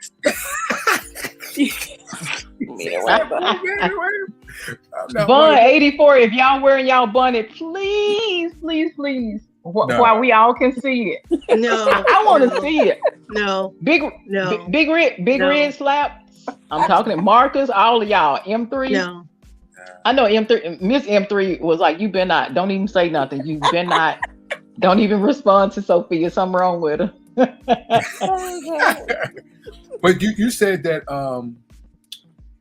you said the brother acted a certain way and you couldn't get with, and you said you went over as far as the other guy. You said you passed him by because he wasn't, the color of your palm, not the color of your hand. Exactly. So what are you looking for? So what are you looking for in the one that you're dating now, trying to get to know? What are you looking for? Because first you said color, you wanted a black man, but it's what's in the man that we should be looking for, correct? What's in exactly. I've worked, even though, my house was foreclosed and everything, I've had a house before, cars, I can get, this and that and everything. So whatever you can get is fine. It's like right now, I'm dealing with blood clots. I have pains in my shoulder and, so I'm trying not to stress myself out, because I don't want them until, we get to where I need to be. I don't want them to move to my head. I don't want them to move to my heart. So what I want somebody to do is to laugh with me, have fun with me. I'm gonna get better, but I don't need any, go to hell or, well, that's why you sick or this and that when I need you. What I want is for you to, even if you're, like a state away, I want you to virtually hold my hand and make me feel good. I want you to virtually be there for me, because people don't understand. A person can worry the hell out of you and then you're in the dirt. A person can talk negatively to other people and they delete themselves off of the earth. And even though I consider myself a strong person, at that particular time, for the person who called me queen and told me, well, one day you're going to be Mrs. Blah, blah and everything, and I love you. And, so I respect your dad for making you and this and that. I'm like, ooh, if my ancestors looking at you right now, they probably want to turn around and, have another version of about them wrote in the Bible. And Mm. the thing of it is if it's over, it's over. I'm okay with that, but don't try to completely break me down. Don't try to harm me. And it's, when I said, okay, well, it's not gonna work, then what I'm saying, maybe you should find somebody else. Then I was everything but a child of God, cussing, hollering, B's, H's, probably LMNOPs and stuff like that. And I didn't understand, the toxicity. I still kept my receipts and everything, but it was another content creator who he talked about, and she's a very sweetheart. But he was like, okay, well, I stopped talking to her because I'm showing how faithful I am to you. And, it may have seemed bad on my part. I didn't even introduce her to what he was saying, because my thing is, man, you let sleeping dogs lie. If a person is that bad, I'm not going to hurt my friend or somebody who, I love and I'm close to. A lot of people, since say they're your friend, y'all actually are. I don't have anybody else. But I don't have. Do y'all think? Because I know Queen forever said the 5, 3, 2, 1 thing, and she said goodbye. But I would like to know, how long did she do? How long it took her to go to the 5 to the 3? let me before Queen comes in, let me say this real quick. Based on what Lady Sophia, no, you good, bro. Based on what Lady Sophia saying, I just think that, I think that. How can I say? I think that you just have to take your time when you're making these connections with people and you're getting to know them.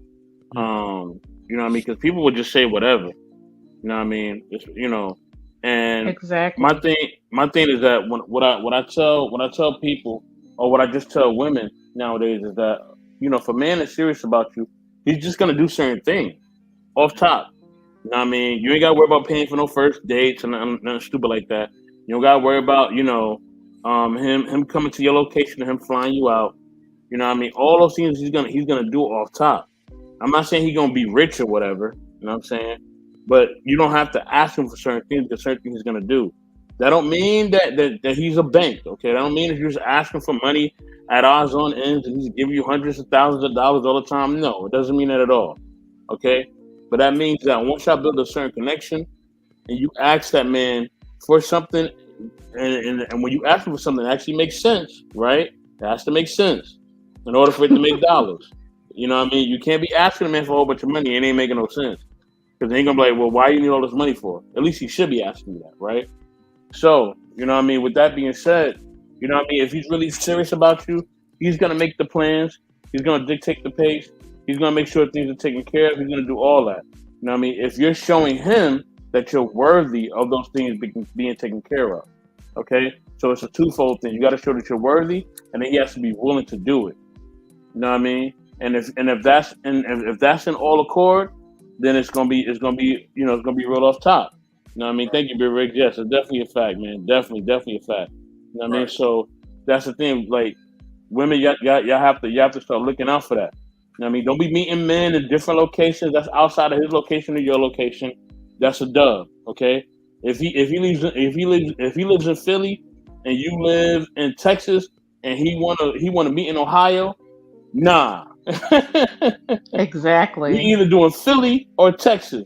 I don't know where the hell Ohio came from, but it's either Philly or Texas. Because some of y'all be doing the most weirdest things ever. I ain't never heard of no man who's a man asking you to meet him in a location where he don't live and you don't live. Who does that? That makes no sense entirely. So women, please be careful. Be careful of certain things. Okay? You know what I mean? And judge a man by his actions. Okay? If he's doing things for you, he's paying for things for you, he's taking care of things for you, judge him by that. You know what I'm saying? Judge him by that. And also judge him by how far he's willing to go with you. If he ain't willing to go as far with you, as you're willing to go as far as with him, then things need to change. You know what I mean? But if he lets you know off top, listen, this is what it is, this is what I'm about, it's up to you to accept those terms and conditions. Don't get into something with somebody and then you're not willing to accept what that brother is telling you or what that sister is telling you. You know what I mean? But especially for men. So if a man lets you know what he is up front, You either accept it or you don't. Don't get mad because you accepted something that you don't want to be a part of. Von Everett, go ahead, brother. Oh no, you you did a great job, brother. That's true. That's facts. I don't have nothing to say. I don't want to. Oh no, you had a question, I believe. I know you had a question. Oh, I just wanted. Queen. Queen. How long did it take to her to get from 5 3? Because she said 5 3 2 1. So how long did it take to get her from 5 to 3? What did she put up with from 5 to 3 and 3 to 2 1? Before, it would take me a lot longer. But I think it's a process. It doesn't just happen. Because even in me saying I'm done, you know, depending on how long and deep the friendship was, it still has lingering factors, but it doesn't control me. Meaning, you know, I may think about the person, or I may be around something that reminds me of this person, but it doesn't make me go, wow, I missed that person. It just makes me go, wow, you know, our friendship just wasn't meant to last. You know, like it doesn't make me reminisce, oh, we had such great times, and make me go, if I reminisce, it makes me go, wow, I didn't see those warning signs earlier, or I didn't see that. So I don't know. It depends, because if I'm in a bad mood, man, I move real quick through the 5 4 3 2 1. So you know, it just depends. So you know, I try not to move, because when I move too quickly, I make very irrational decisions, and then I have to come back. And I don't like double backing. I don't like going back and saying, you know, yo, I was wrong for that, or you know, if I'm gonna be done, I'm gonna be done. So I'm gonna take my time and be done, versus backing up and having to apologize. I love That you, makes Queen. sense. You so mature. Yeah, I don't No, double I'm dip not. either. No, I'm not. Yes, I yes, try you to are. be. Yes, you are. Yes, you are. Please don't make me dig my shank up out of the water and everything or whatever. I'm like, I'm gonna have to just put this Hey. down. You know, Sophia, I got you in the back chat. You know, I just go click, click. This is ready to move. See, I just pinned the address. I ain't even saying nothing. So when you see an address, just roll up, ready, lock, stock, and Look, barrel. I don't know what type see. of militia thing y'all trying to get going on, but y'all need to get up out of here with all that. This little female gang y'all trying to get going on. Nah. And I want to respond to It's what M3. It's called the sisterhood. Yeah, whatever. I want to respond to what M3 said in the comments. He said, you know, these females won't listen to you, Mr. Best. Well, they need to listen to Whatever. somebody. Okay, they need to listen to somebody. All right, Men and need that's to the problem. listen to. And Men don't here's listen. hold on. Here's the problem. And I think this is so key, right? If I'm asking QB advice, right? I'm asking for her advice about how a woman will think, right? And she tells me how a woman thinks, and I get mad at QB for telling me how a woman thinks. That doesn't make any sense. Okay? I'm asking QB, I'm like, hey QB, hey, do women think like this, and the third? And you like, hey, Mr. Best, well, this is how we think. You know, this is what's going on, this is what's happening, this is how we move, because I'm a woman, I know. And I get mad at you. How does that make any sense? And I feel like that happens a lot of times, okay? Stop asking men and women for how the same sex that they think, and then they tell you, and then you get mad at them. That don't make no sense, okay? That's the most dumbest thing I've ever seen. You know, people, hold on, Queen. Women will ask me, how do men think? And then I tell them how men think, and they still get mad. So why are you asking me then? You just want to do what you want to do. So just do what you want to do. Don't ask me no stupid questions, okay? Because I'm just going to tell you the straight answer, and either you're going to like it or you don't. And yes, I know I'm going off right now, but it's all good. I got to cook on this one. Because I'm so tired of that. Because when you really tell them the truth, and you tell them, look, this is how we move, they're like, oh, you're not all men. You just asked me how men think. I just told you how we think. Now I'm not all men. What do you want? So yeah, that's all I got to say on that. Really, salute to Wally real quick. Salute to you and salute to Truth. Go ahead, QB. Hey, Truth. Hey, Wally. Hey, check out Wally. brother? Wally had a good show today too. About the Wally had a good show today. Big ups to him for that show that he did about the R&B singer Her. Okay. Great show. Salute to Wally. Salute to him, for real. What y'all say about her? No, stop. No, about her Don't be case. dragging her. No, stop. No, it's about her case that she's going through and the Okay. things that happened to her. Oh, I didn't know that. I'm gonna have to check out the replay because she first made, I think, a really big debut on the Today Show years ago, and she's a wonderful, wonderful young lady. So I'm definitely thank you for telling me that, Von Eric, because I will definitely check out Wally's replay. Alrighty. So I want to say this and shout out to Wally and Truth. I've been missing y'all in the conversations. So Vaughn asked a question earlier to Sophia, which this is off topic. This is just an addendum to the topic. You asked her about why she prefer a certain ethnicity over another. I can speak from my perspective as a Black woman. At the end of the day, we want someone we have a shared connection with, shared experiences with, and we just feel that a Black man, most Black women feel that a Black man is that person. We understand what collective trauma is. We understand what it feels like to go into the world with a bullseye on your back at all times.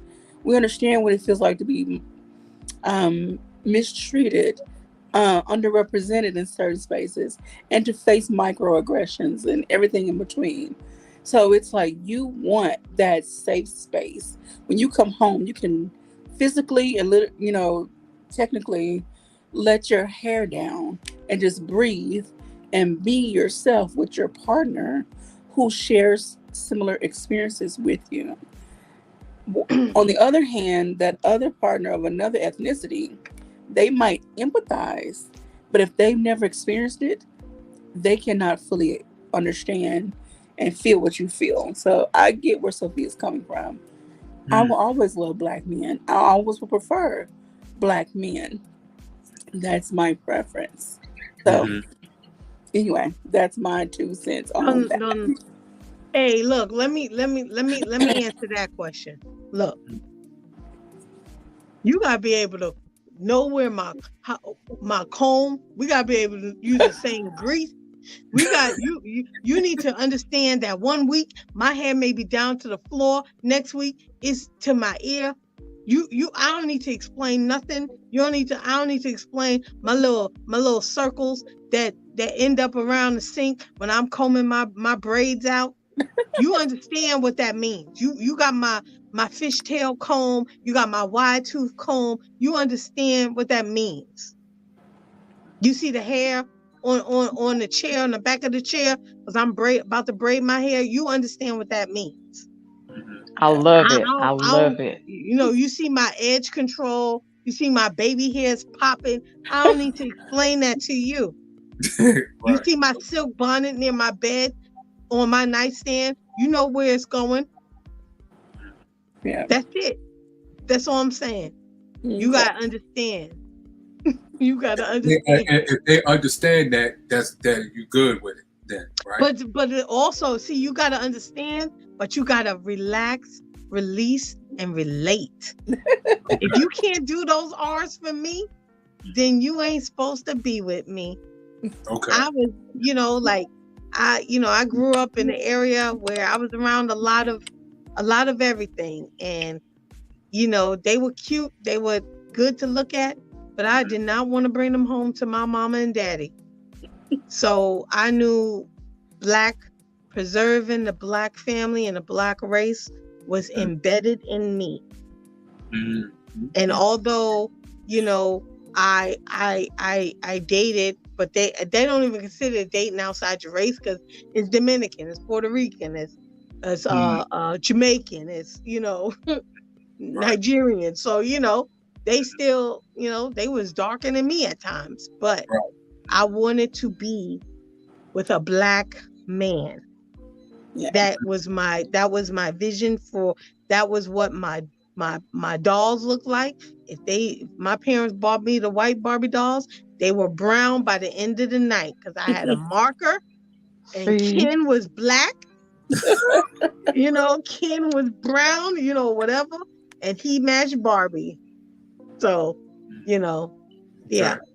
I So love no. it. I love it, Queen. I love it. And I know this man, the one of the first things that he was like, can you cook for me? Can you do this? Can you do that? And I was like, have you ever talked to or dated a black woman before? And I can say this because he's not here. Well, I would say it in his face, and he know that I wouldn't have a problem with it. He was like, I have a bunch of black friends. And I was like, oh hell. That's And so I'm like, I said, I'm trying to understand. I said, this is gonna be different for the That's the simple deal fact. breaker. But you know what? I told him, he said, so I want to be with something better, and I was trying to hold on to it because I mean, you saying that it's not gonna impress me. And he was like, I've never been with a black woman. I want to see it. I want to see the joy and everything. The thing of it is that Go date one of your black friends. if well, see, here's one of the things. I sympathize with him, but the sparkle that you see in a black woman's eye when she looking into a black man's eyes and everything or whatever, it's not gonna be the same.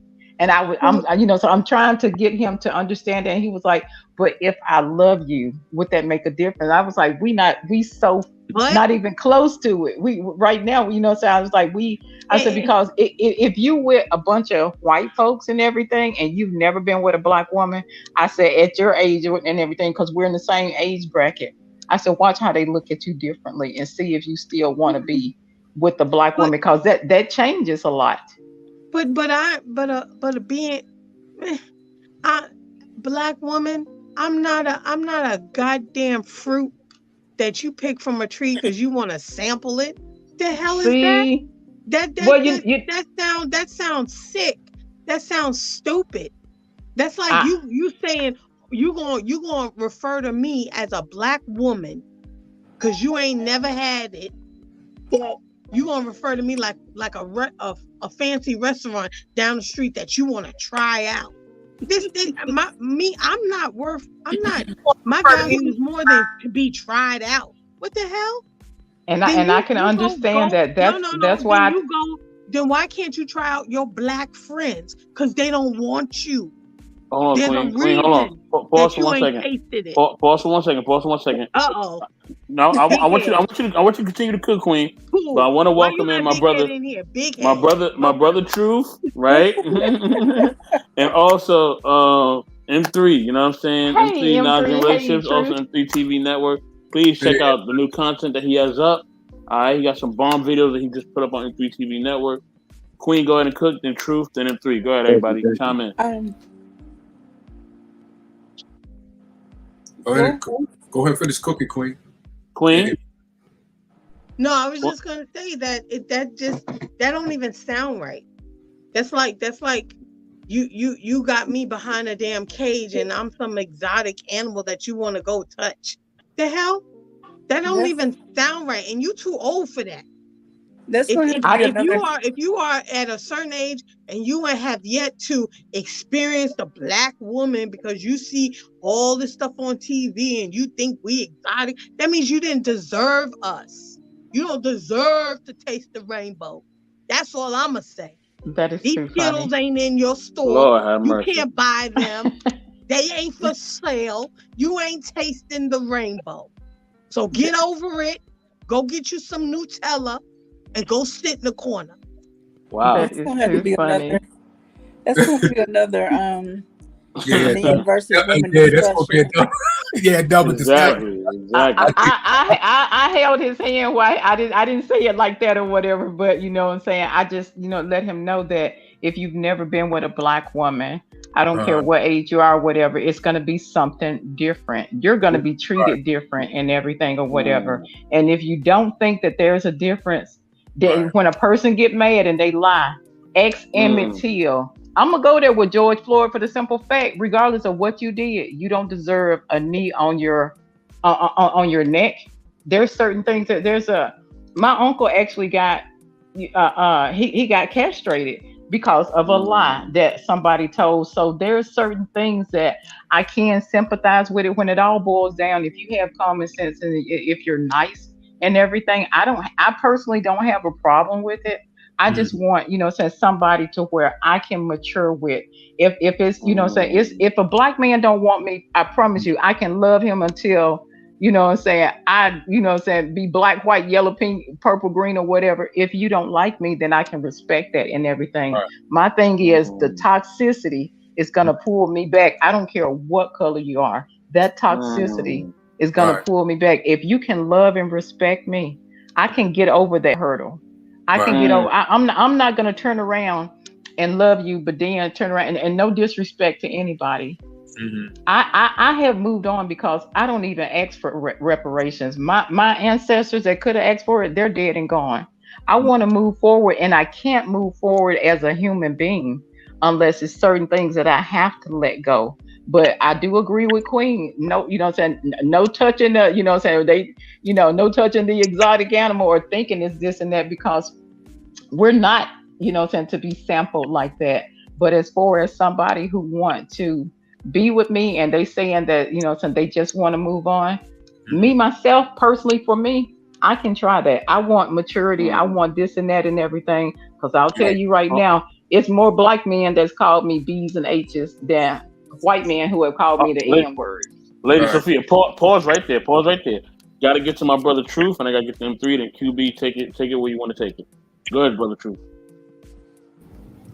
Hey, how y'all doing today, though? Good evening. What's going on, family? Blood in, baby. Good. It was good. It was good. How are you? Good. Good.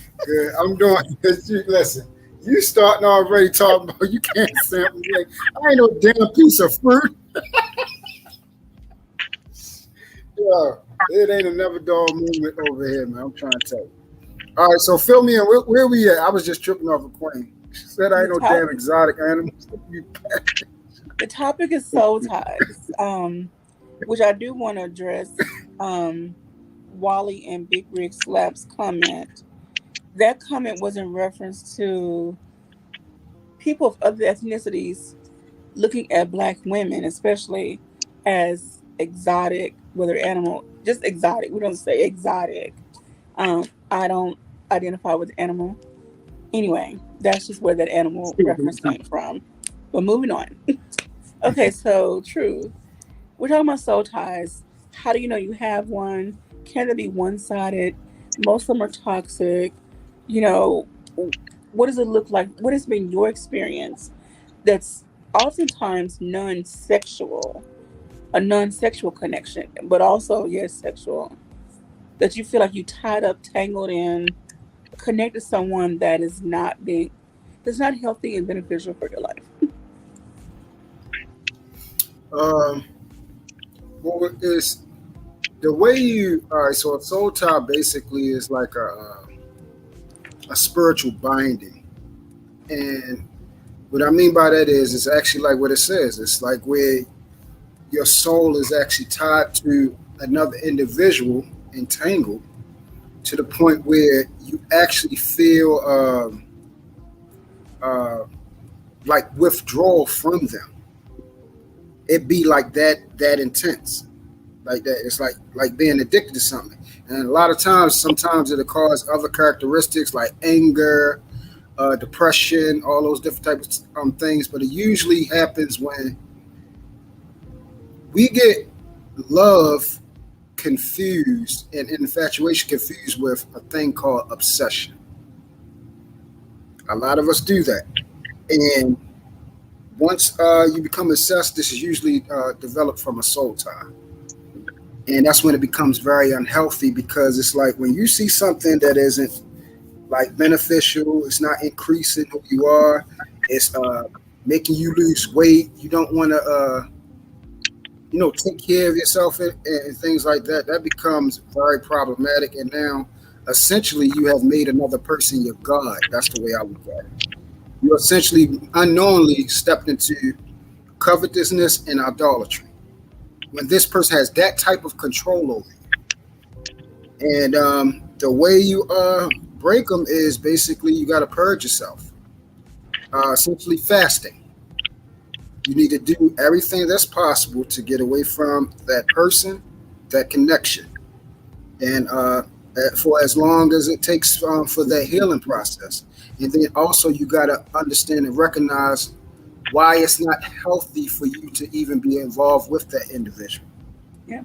This is another reason why I always strongly suggest people, please do not have multiple sexual partners, because these things happen frequently with sexual multiple partners.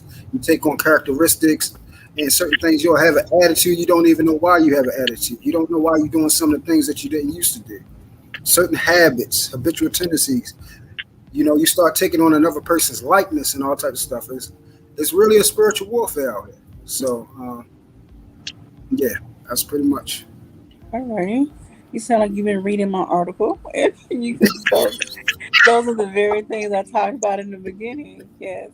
It's like we have this space that we're trying to fill, and this person comes along, and we think they're supposed to fill that space. Unfortunately, they're not, but we become so attached to them, we don't want to let them go. However, they are draining our life force, and we don't understand why. So, anywho, I'm going to fall back and M3, and then we'll answer Wally's question. Okay. So basically, like, what are soul ties, or just like your my experience, your experience or perspective?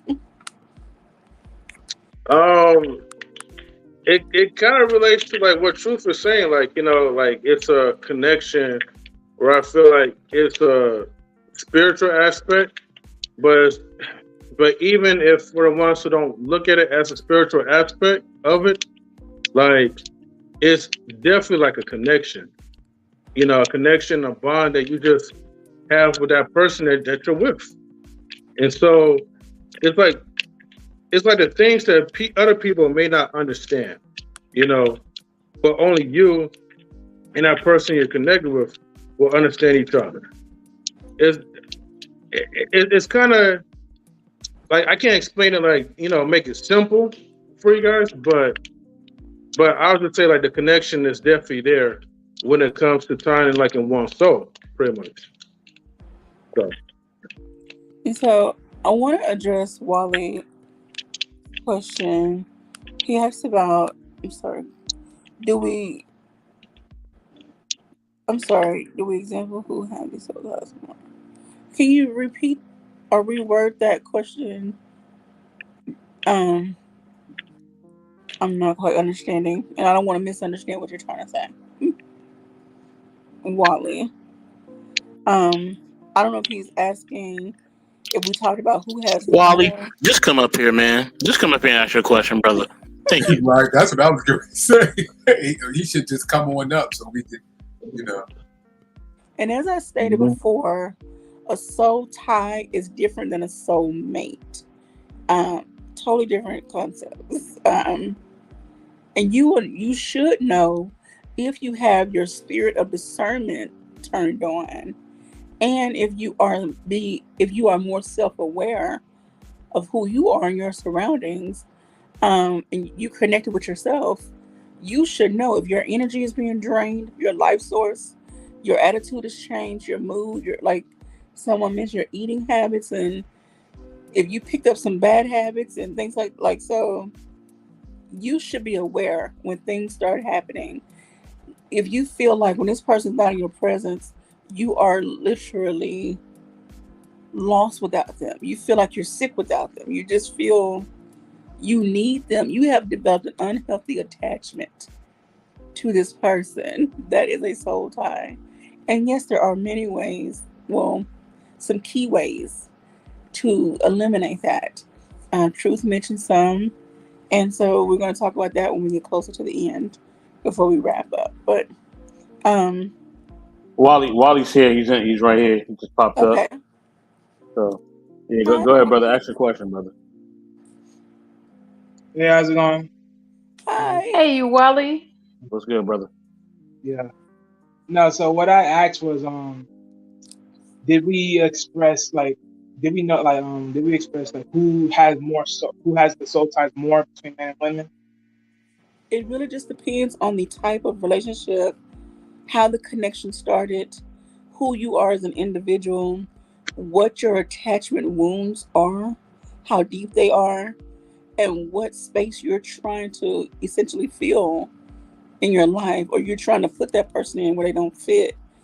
So it's an individual thing.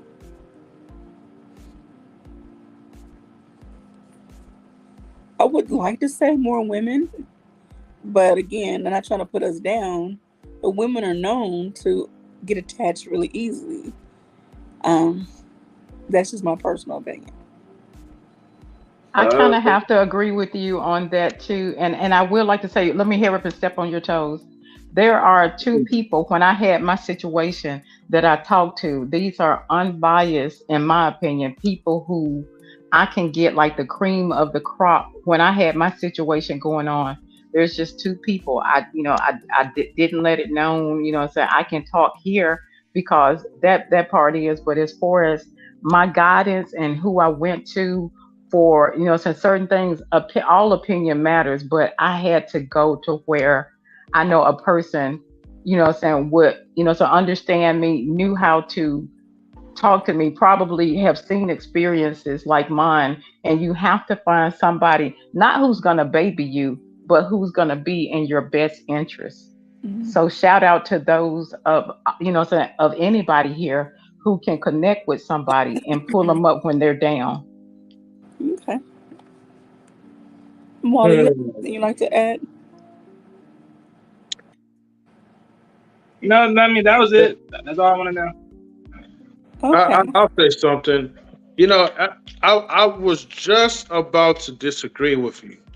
Only because now these days, we have the high level of simps that just have that, attachment for women. But you actually do make a good point, QB.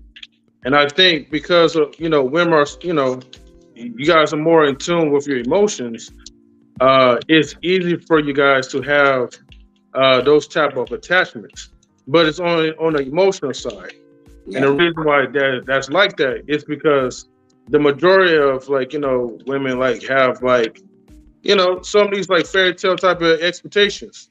They want the Prince Charming. They want the man who's gonna fight for them, risk it all, just to save themselves. And I would say kind of like chivalry a little bit. Okay. So I think you guys get in tune with the fantasy a lot. And so whenever you guys meet a man, it's easy for you to have that attachment because you already had that expectation. Yeah. That makes sense. I disagree with both of y'all completely. No. Well, completely, I disagree with both of y'all. I disagree with both of y'all completely. Okay, I'll let you disagree. But let me tell you why. Men feel that way too. We feel that way. But we can't say that publicly, because if we say that publicly, then they're gonna call us a punk. They're gonna say we whoop. They're gonna say that they're gonna be talking about us like a dog. You know what I mean? We can't express those emotions. If we try to express that emotion, are you kidding me? You know what I mean? We could probably tell our boys, some of our boys, not all of them, right? We could probably tell our dad or our uncle or somebody, but even then we kind of got to be careful because they may start getting on our head. You know what I'm saying? Like, what you do? What you what boy? What you a punk? Like, get over it. You know what I'm saying? Like, so we don't have a safe space to say that. We don't. Women, man, look, y'all can be the guy that y'all just met at McDonald's, and you can hurt your feelings, and you can start crying and boo-hooing, and the whole community will come and give you a hug, and everything all good. We do that. If we have a girl that we meet at McDonald's, share our feelings, man, we told to get over it, straight up. So we know we don't have a safe space. You know what I mean? Men don't have a safe space to say that. You know what I mean? You gotta go hide. Wait a minute. Go to the bathroom. Yeah. Look, oh my God. That sounds It's not funny. It's not funny. Y'all men here on this panel need to start a support group, a safe space, and say men are welcome. Express yourself how you feel. No consequences, no retaliation, no, whatever. And y'all spread the likeness around the world. Okay, hold on for a second, right? Well, one, right? We do, but you guys usually come to our space and try to tell us how wrong we are, though. But then two, right? Boundaries. Hold on. I'm not done yet, right? But then two, I'm talking about more of okay. when it comes to damn, what was that point that you were saying? What was the thing that you said before, QB? That women have I forgot what I was gonna say. It was about not an expectation, but it was something else. Fantasy. We live in a fantasy bubble sometimes. Okay, that wasn't the right word I was gonna say, but but basically what I was gonna say about as far as like with the men, right?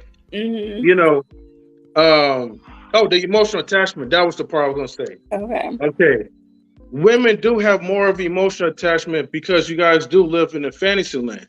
Men, simps, have that emotional attachment only because of scarcity. And the reason why I said with scarcity is only because most of these simps, right, are not really used to interacting with a lot of women anyways, especially if they're pretty. So they don't really know how to act. And because of that, that's why, like, they would be the same like women, but the majority of them, if we do like a ratio, is mostly women, that has that emotional attachment. It depends on the individual. It depends on the individual. I wouldn't even say it was even scarcity.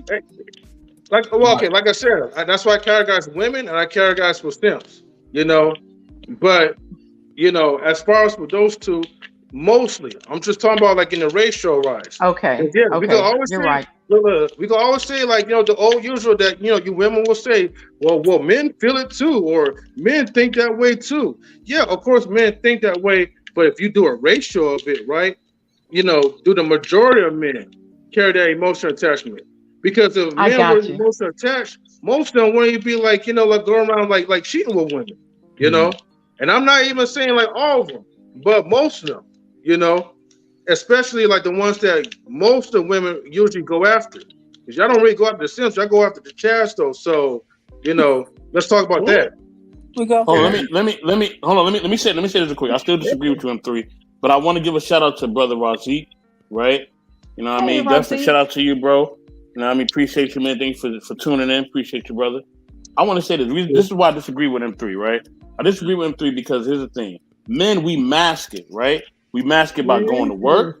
We mask it by drinking sometimes, by sports. You know what I'm saying? By a whole bunch of stuff. You know what I mean? We not gonna say it. You know what I mean? Because we told that we can't say it.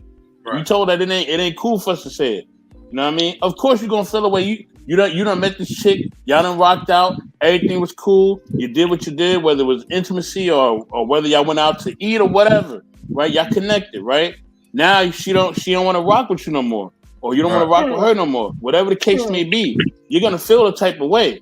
But as a man, right, we're told that we cannot express that same emotion, because if we do, we're gonna be publicly shamed, right? We're gonna be shamed. We're gonna be shamed by our own family. You know what I'm saying? I've had it happen to me. You know what I mean? My own mother called me a punk. You know what I'm saying? So listen, this is real. This is what happens to men. You know what I mean? Like, so both of us have expectations, right?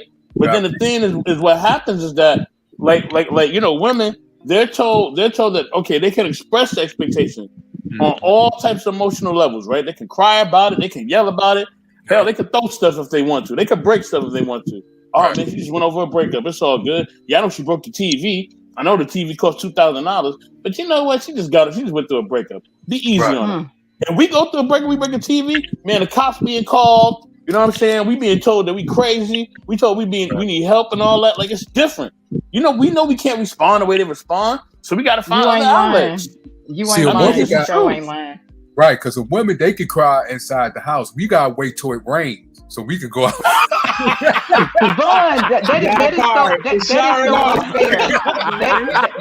That is unfair. Thank you, boy. I got to clip that. You don't have to take it to the grave. You're just in the wrong house. I will say with the individual, when he wanted to express himself, I listened and everything. He actually told me, Sophia, this is what you do. You run. You don't stay the course. You got to have be your backbone, do this. So he was a good person when it was good times and everything. But when it was something drastic, he went, he just flipped the script. But I have to understand that He was nothing wrong with women, but he was raised by his mom. His mom did not even allow his dad to witness his birth, his upbringing, or anything. And her thing was, from what he said, is that I'm so sick and tired of you. I'm done with you and everything. I can take care of our son myself. I don't need you. So this is a man who's pretty much driven on, you know, saying feminine, you know, saying balance. So, I mean, even though it's not a balance because it's not men and women and everything. So when he exposed certain, you know, certain things or whatever, he was like, will you talk about your dad because you love your dad? I didn't even have the opportunity to I don't even know what my dad looked like. And I was there for him. When we turned around and had an issue, I got what I'm pretty sure he was bred to do. And that was act the fool. Mhm. Yeah, because listen, we different. Like men have testosterone, women have estrogen, right? So of course, because of those two things, right, we gonna respond differently. But we feel the same thing. Like when we both have a family member that passed away, we both sad. Don't get it twisted. We both sad. But as a man, we gonna process it differently. You know what I mean? And like I said, the way we process it is gonna be different because we know that the way that we react ain't gonna be taken the same way if y'all react that way. We know that already. We are knowledgeable of that. We are told that from the time that we are small that we got to react a certain way. So we gonna react a certain way. You know what I'm saying? Whether it's right or wrong. Now, I think it's not healthy for men to do that. I think we need to let those emotions out. Maybe we need to cry sometime. Maybe we need to, go do some things to get some therapy or whatever to get over some of the things that are really impacting us. But at the end of the day, we know we can't respond the way that y'all respond. We know that for a fact. And every man up here know that. We know that. Well, I hope he's watching this show for the simple fact, Mr. Thing. I told you, if you want to see real men, I cannot do that for you. You got real men up here. You ask a man how to be a man. I'm a woman, but I was there and I had your back.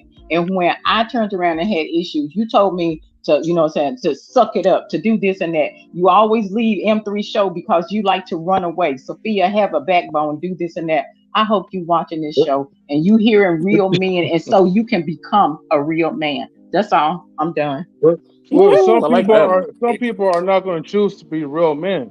But see, my point is not about like, okay, an emotional attachment does not mean that, okay, like you have to cry or whatever. That's not even what I'm describing.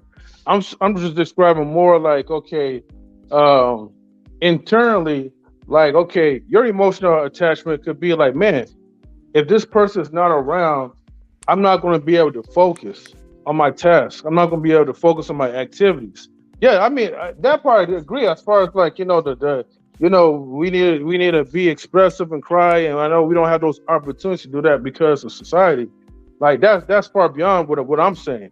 What I'm talking about is that like, it's that internal presence, from that person that you have when you're not with that person. You know what I mean? And when you are with that person, like you are like a different man. Whereas like, women, the majority of them, I don't know, it's just something about like their emotions. They're more in tune with the emotions. And I guess it does go back with society, allowing them to express their emotions. So I guess in some instances, like, I could somewhat agree with you, Mr. Best, as far as like, society's aspects. But I just want to let you know, like, my meaning of emotional attachment was something different. Oh, most definitely, brother, most definitely. Like, but it's like I said, for men, we know, like, look, we can't be focused too much on that emotional shit because we got to go out there and work because ain't nobody gonna give us nothing. You know what I mean? If a woman can sit back, right? A woman can sit back and she know if she talk to the right type of dude, some dudes will help her get certain things. You know what I mean? They may pay a little phone bill here and there. They may take her shopping here and there. Hey, they may even get the nails done. You know what I'm saying? And all she gotta do is bat her little eyes and she can get things done. Women know that. Okay? They know that. Men, listen, that's not happening for you. You bat your eyes, they're gonna think that you got an eye problem. You know what I'm saying? You bat your eyes if you want to. You know what I'm saying? But look, it's different. No, I mean we know that. Look, for us, we got to go out there and get it and make it happen. You know what I'm saying? Straight up, ain't no excuses.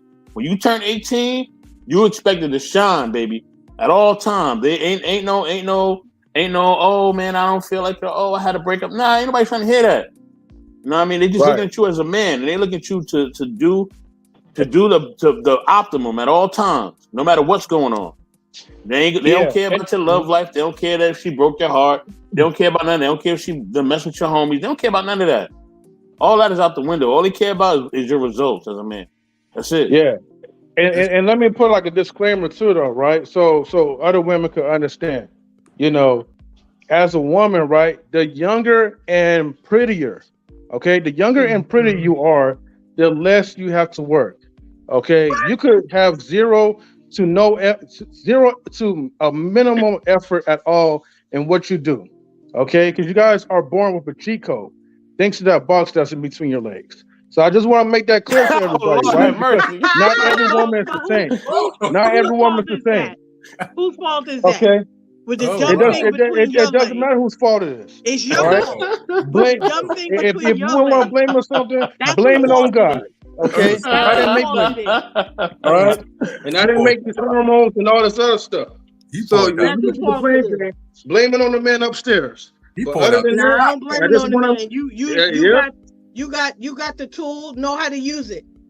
Oh Lord have mercy. The truth is still the truth, though. So I'm just making it clear. All right, family. All right, family. All right. But I see your point. I see your point. Even society, if a man goes up to a woman and asks for money, the first thing she say, you better get a job. But if a woman asks a guy for money, guess what most men say? Where your man at? Where your man at? So even society even judges it like that. But once again, it depends on who you pick. If you're in a partnership, it depends on who you like. But Queen, we talking about how society views things, right? We're not even talking about picking the right person, right? That's a whole different type of discussion. Like society is gonna give. Stupid. Society is stupid. It is though. It is though, but you make your reality. But you're not gonna change how people perceive men and women, right? People don't like. I ain't changing a damn thing, but what I'm saying is that from a man's perspective, right? Just from a man's perspective, right? We know that women are going to be perceived a certain way, right? We know that there's certain things that y'all can do and say that we just can't do and say. It's just a natural fact. That's fine. That's true. You know what I'm saying? And there's certain things that y'all going to be given, or there's certain things that y'all able to kind of have leeway on because y'all women, right? And it's fine and it's understood. You know what I mean? But men ain't got that leeway. It's just not gonna happen. You know what I mean? It's probably never gonna happen. You know what I mean? But I ain't gonna say never, but it ain't happening no time soon. I mean, yeah, I think people should be able to express themselves across the board, both men and women, in a healthy way. All right, not destructive, but in a healthy way. But that's the reality that you build for yourself. Forget society. Society ain't in your house. Society don't walk with you every day. That's what you build for yourself, and that's what you build. That's what you build around you. So if you around the right kind of dudes and the right kind of chicks, that's the environment you're going to be around. That's the fault. That's the society, or that's the reality that you foster in your life. You can't control mass media or mass thinking. I'm not trying to. Only person I can control is Queen and who's in Queen's court. That's it. That's all I care about. I don't listen to what society tells me, because if I were to listen to them, I wouldn't be where I'm at today. Right. And like I said before, 5, 4, 3, 2, your time is up. Oh my God. Okay, y'all. I absolutely appreciate everybody's input, and I do want to agree with, and I know the world finna come to an end, because I agree with M3 on them. Oh Lord, QB, you changing my view of you. when I like he, the What are we agreeing with I like again? that you think, QB. You know. but when he said that, your attractiveness plays a role into the opportunities you're afforded, that is absolutely true. Not all really pretty women get, handouts. However, from my experience, and not that I've been the most attractive person, but if you know how to wield your magic as a woman, your charms, you can oftentimes get more bang for your buck. Smile, a giggle, a flirt, Men are stupid. And I admit that I haven't always used my charms for good. But that's another story for another day. Okay. Yeah, I think. Yeah, I guess you using what you're blessed with to get ahead. So I guess that's what. And some it's people not even. It's not even about the body parts. It's about I have this natural charm, and not to say I use it maliciously. I don't. But there have been times I've used it to my advantage. Right. Okay. No, I'm gonna say this though. You playing The chess. body part does matter a lot, a lot for me. To the point that you don't even have to have like a personality. I mean, yeah, charm or whatever, right? But your charm doesn't even really matter.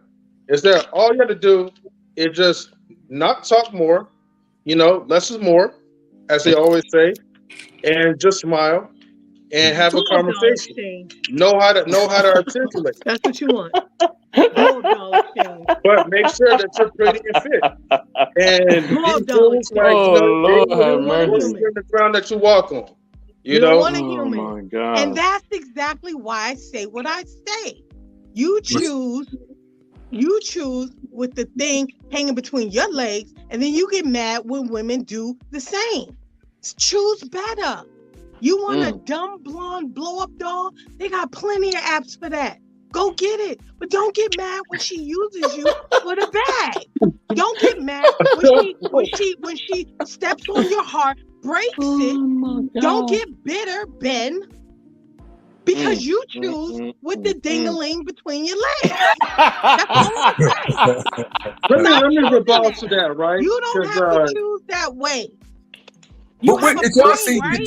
Did So y'all just see? like you want Hold on. the airheads to shut up and just be cute with all these figures and shapes and numbers, then that's why she wants your zeros and your ATM password. Don't get mad. You want her Lord for her have body. mercy. She wants you for your bag. Keep on use and continue to be bitter. Well, Enjoy here's your life. a spoiler alert. M3 and then Von Eric. M3 and then Von Eric. Go ahead. Yeah. Well, here's a spoiler alert, Queen, right? Fortunately, most men, they already are aware of, what women want, No, y'all and not. that's the bag, and they know what they have to offer. So men don't really complain too much as far as, the ones who really got it, They don't mind spending, and they don't mind peacocking, and they don't mind giving the woman the experience just in exchange for whatever they want for a woman. Because Yeah, the y'all do. relationships in there, hold on. Salty. Hold on, Queen. One Yeah, mic. Let him you finish. know? Let him finish, Yeah. Queen. Let him finish. Everything is transactional. Okay, this is coming from a man who know other men who do these type of things. Okay, right. and actually knows men because I am a man myself. Lord, So you can't tell us men as a woman what we think and how we operate. And no man have I know so far requested any Queen, dog hold dogs. Okay. All I'm saying to you is that's why you get what you get. And then you get your little feelings hurt, and then y'all become bitter, and then y'all want to delete again, cancel y'all not people. listening. Whoa, Because Everybody, if you're listening, hold on, wait, Hold pause. on. Everybody pause. Everybody pause. Von Eric is next. Queen and M3, y'all both had a chance to talk. Wait, hold on. I'm gonna say this. Wait, y'all, hold on. Wait, hold on, Mr. Best, right? You guys Man. have to start listening. That's the problem. Y'all women don't listen. All y'all don't listen. Because if And you y'all guys been need to listening, start right? thinking. You don't Oh, use the brain in your head. All right, guys. All See, right. see, Tom. I rest my case. Mine's just a, Hold on 1 second, Vaughn. I just want to give a quick shout out to my man okay. Stan Joseph. Stan, what up, baby? Good to see you. You know what I mean? Go ahead, Vaughn. Mine's is a form. It's like mine. I think mine's is a form of a question. Like, did y'all see that woman that sued the guy for a bad date, $10,000 for a bad? I heard about that too. Yeah, it was on another for a bad. She actually took him to court for a bad date. What? For real? Yeah, took him to court. It's on another channel. But it was on. Yeah, you can see it. The court. She went in front of the judge. Not in front of the judge because she was at the airport while the court procedures was going on. But she filed the claim to sue him $10,000 for a bad date. Damn. That is. And I wonder where he found her at. Man, I need to go to all my exes left, and start suing them for bad pussy. Clicking up. Oh my goodness. What'd you say? I said I need to go to my exes and start suing them for bad pussy. You know? And they can sue you too. So there'd be a joint lawsuit. I mean, just look at just look at what things are coming. You actually take someone to court and then the women taking men to court for a bad date. A bad date. $10,000 actually taking me to court. Why? Because you didn't get extra fries or I don't know. These women today aren't women, they're females. That's what they are. You got to know what you're dealing with. You're not dealing with women. They don't make them the same way anymore. Just like the men aren't men, they're boys. So you're dealing with a bunch of kids with money and resources, and they're out here playing games until someone's goddamn feelings get hurt, and then they snap. You see it all the time. How many women get injured because a man's feelings get hurt? How many times? You don't see no men getting hurt when women hurting men. They may take them to court, whatever else, but you choose to be with them. Like I said before, choose wisely. If you don't choose wisely, reap the repercussions of what you getting. That's it. Both parties. Ain't one stronger than the other. Ain't one smarter than the other. Y'all both stupid. And y'all moving about these streets recklessly, and that's the results you're getting. Reckless results. Both parties. Well, when men have the power to walk away, everybody has the power Hold on, family. Let me say this, family. Let me say this. Wait. Hold on. Let me say this. Listen, and then I want QB to chime in after this. Listen, and after QB, whoever else want to talk, y'all talk. Listen, okay. At the end of the day, I think both have to recognize what each other go through, right? Taking men to court, that's a big thing. You know what I mean? Nobody wants to go to court and lose their money and resources and lose their legacy just because they chose wrong. So Queen, you're wrong on that one, and I gotta say that. But also, right? You know what I mean? Men do have to choose better as well. You know what I'm saying? They do have to choose better, and you just can't get with a woman. It can't, and I have to disagree with them three on that one. It cannot be transactional. I'm not gonna put my name and legacy and everything on the line for somebody who ain't worth it. It's not happening. Okay? I'm not doing it. You know what I'm saying? This is when I want to do business, I'll do business. But to me, a relationship ain't gonna be business. Okay, it's gonna be a relationship. I mean, and if the person I'm with doesn't understand that, then we can't rock with each other. It's not going to work. Okay? I'm not giving you my namesake and my resources and all that just so that you can act like you're submissive, act like you care about me, act like you really are there for me. But you're only doing that because I'm providing you a lifestyle? No, I'm not doing that. No, you really gotta love me and care about me. Not because of wait, hold on. Not because of what I do for you, but because of who I am as a man. And it's gotta be vice versa. I gotta care about you based on the fact of who you are as a woman. You know what I'm saying? Completely. Because let's say one of us has health issues, or one of us goes with depression, or one of us loses a career, or whatever. Life is going to happen to everybody. Life has no favoritism. Okay? Life's going to hit everybody. So with that being said, are you really with me to be with me? Are you there with me for what I have? You know what I'm saying? And if you're only with me because of what I have, and you're not really there for me, then that's a problem. What I have should be icing on the cake. That should be added to who I am, right? So it should be a duality. It should be who I am first, and then what I have. Yeah, okay, cool. She got a nice body, but man, what really keeps us together is the fact that, you know what I mean, that she basically, she really loves me, man. She really could think for herself. She really cares about her family and mine. That's the thing that's gonna keep us together. Yeah, you know what? He has a great paying job. Hold on. He has a great paying job, but you know what? Man, he's really a solid man. He really cares about my family. He really cares about me. He really cares about people around me. He really cares about what I'm doing for my career and who I am as a person. You know what I'm saying? That's what's gonna keep you together. QB, go ahead and chime out, and then I want to. Hold on, Queen. Hold on. I'm sorry. Go ahead. QB, go ahead. Well, I'll let Queen make her point, then I'll round up. No, I was asking you, and Mr. Best, you said something about going to court. When did I say that was okay? No. You use as a reference for the men. You know what I mean, as far as the court thing. I was like, that's something big too for men. You know what I'm saying? No, it's something big for everybody. Exactly. But I did want to say that you have to hold on, I'll be back. You guys go ahead.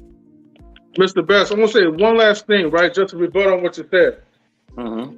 Okay, even your expectation, right? You know, or your standard, you want the woman to love you for you. You want the woman to be submissive, you know, or at least cooperate. Mm-hmm. You know, that too is transitional.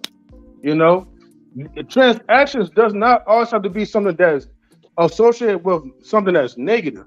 I understand that when people hear the word transactional, it's the same thing like when women hear the word submissive.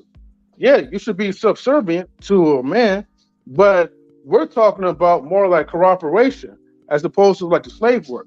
But transactions, we're talking more about like, okay, yes, in exchange, as a man, like, you know, I will provide, I will take care of you, but I need you to hold me down.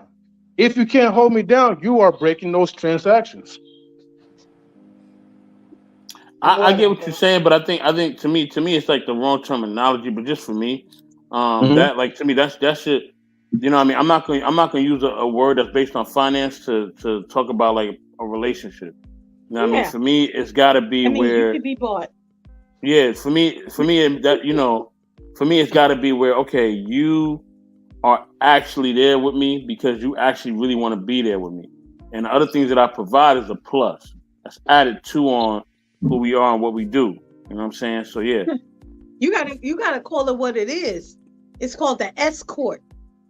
It's called the girl on the corner. That's what a transactional movement makes. You picking up somebody on the street. That's what it is. Call it what it is. We don't have all them terms back in the day. You see the girl on the corner. Hey, yo, I got my bags. Come on, let's do it. Give me that booty. Give me them the breast. Do it. Come on, let's do it. That's what it is. It ain't got nothing to do with a relationship. It's a transactional, non-emotional exchange. I'm paying you for your goods, and I get a service. But I just want to ask M3 a question. When you're using the word transaction, how are you using it? Are you using it in monetary? I just explained that to you. I already explained it. You know, like transaction is transaction. It's a give and take. You know, you got the body, he got the money. Let's get it. So you using that word. No. Okay, that's your way of thinking, right? But that's why I was asking. That's why I was asking. I said one mic, y'all. One mic. Let's ever ask this question. I'm telling you right now. I'm trying to make it clear. I just want to be clear when you're using the word transaction. Are you using it within a relationship, not monetary, not economics, not exchange of money, but you're using it to define a category in a relationship, right? Yeah. Okay. So like I said before, when I was explaining already to Mr. Best, right? You know, I'm not talking about monetary things or whatever, right? It doesn't mean like your body, my body, or whatever, right? But there's certain terms when we associate, like I said, when we associate, like women need to be submissive, which they do need to be submissive. You know, they take it to like offense, even though we're using submissive as a positive term of endearment to let women know that, look, we just want you guys to be corroborative without trying to control you as slaves, even though they still get into their feelings anyway. So same thing, you know, I'm going to still say transactional because relationships are transactional. It is a give and a take to it. You know, whether if you guys feel it or not, you know, if you want a woman to be in a certain type of way and you're going to provide that woman to be the best of yourself too, it's a transaction. Okay. Wally, was you going to say something real quick, bro? Yeah. Oh no, I was basically saying when Queen was mentioning her comment, I was like, oh yeah, you going broke. But to Mr. M3, yeah, he's right. It's all transactional. And that's why y'all get what y'all get. Lord have mercy. Again, don't pay her no matter what. She's looking at the body. Who's y'all? I leave it where the sun is. I'm not. If the cloud flows, let it go. There you go. If it ain't got nothing to do with you, where the cloud flows, let it flow. Just like you made your comment. Thank you. That's why y'all get what y'all get, because you swipe your card and you push a button and you don't know what the hell you getting. You just see it. It look good. It look good. I'm gonna get that. It look good. But the whole package wasn't even wrapped. That's okay. That's okay. And that's why you got spoiled milk. You know, I love these conversations right now. Again, this goes to my point that women don't listen, though. Because the package look good. QB, go ahead and say what you got to say, QB. We here. Bring us home. Bring us home. I want to say this to M3. This is not a counter debate. This is just a statement. When you talk about women need to be submissive, I don't know if we've talked about on any of the platforms about feminine and masculine energy. Everybody possesses these energies. It's not about being female or male. It's an energy that dictates how you operate in your day-to-day life. Some people operate more in one than the other, be they male or female. Okay. Women who you all would like to be more submissive have had to operate in their masculine energy because of circumstances in their life. They didn't always choose that, but because of where they are in life, maybe some choices they made, whatever, they now have to be this independent, self-sufficient woman. And 9 times out of 10, most women want to fall back and operate in their femininity more and let the man be the lead. But because of how we have been either raised, our life experiences, examples of what a healthy relationship looks like, et cetera, we don't know how, not we as in me, because I'm different, we collectively don't know how to be submissive, because oftentimes the men who use the word submissive are really trying to be authoritative. So we have to, come to an understanding as individuals, as a couple, of what that looks like for our relationship. Women who truly desire a man, who desire a husband, who desire a life partner, they know what it means to be submissive. They know that if the man goes out and makes the money, he buys the house, I'm going to make it into a home. I'm going to make sure our space is filled with love, peace, and joy, and all his spiritual needs are met. Anyway, that's a whole nother long ass discussion. But again, it's about who you connect with. And here we go back to these soul ties. We start connecting with just any and everybody because they feel good in the moment. Then we develop this unhealthy attachment.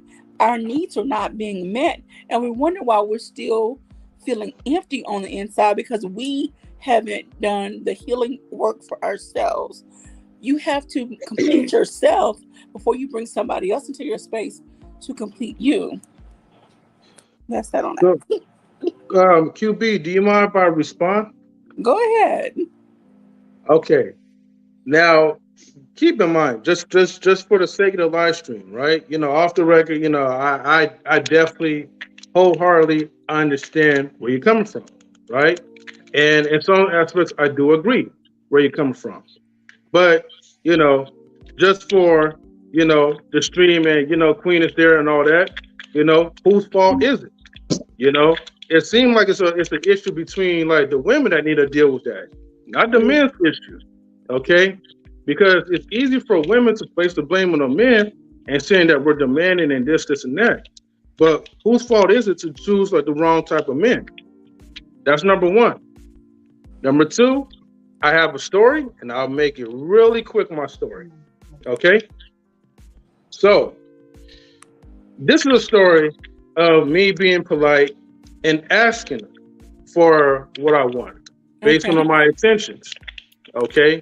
So, an example, let's say I'm sending out a link, right? Send out links because I want somebody a group of people to share, support, whatever, right? So I'm asking you as opposed to being demanding. I know that we have a reputation, of men being super demanding when it comes to women, okay? But here's the thing. Anytime when we ask for something, it's never received. Okay, don't ask me why. Maybe, people are just lazy or they don't really want to support and do it. But that leads to us not really being nice anymore. And so we have to like take charge and we're putting that demand and say, look, I asked you for this, for you to do this. You didn't do that. So now I'm telling you, you need to go ahead and finish your job and do it. So that could probably be the reason why most men decides to be a little bit more assertive, because acting nicely and saying please all the time usually doesn't really get the job done. And you also have to remember and keep in mind that women don't listen anyways. But they'll listen when you raise the voice at them. They'll listen to you when you're being rude to them. And they'll definitely listen when you cheat on them with a Becky, So they'll listen to all these things except for the additional. No, they listen. He let it out. They just don't get it. There's a lot of hurt, bitter men in this world. I tell you that. See, and there we go with the bitter stuff. She used that shaming tactic because she wanted to silence men from speaking of the truth. Silence nothing. I call it what it is. Don't play yourself. I ain't got to silence nothing. I ain't got to shame nothing. There's bitter men, just like there's bitter women. My diss and my shade is for both genders. I don't think one is stupider or less than the other. I think all genders are making stupid decisions, making stupid moves, and being reckless in these streets with their hearts and their lives. That's what. So how many times you said men are stupid compared to women? I agree with that. Bitter Betty. Are you good now? Are you good now? Well, you're saying it more in a condescending type of way, though. Bitter Betty. Bitter Betty. Okay, cool. You good? Did I balance the atmosphere for you? For you and your feelings, see? And women are sensitive, right? Bravo. But men are sensitive. You and your feelings, but women are sensitive. We emotional. Oh, okay, cool. It's all good. No, we're just doing this for entertainment. No, you ain't nothing. Both men and women are stupid in how they're moving these days. And I'm going to say that, and that's what I stand on. Both genders. You want to be swiped? Be swiped. You want to be the swiper? Be the swiper. You're going to get the results you get, and you can't be mad at nobody but your damn self. I tell the women that. I tell the men that. That's it. I got you. Okay. Big facts on both sides. Big facts. That's it. On both sides. Mm-hmm. Big facts. Okay. Well, I was going to close out with how to break soul ties, but I guess the conversation.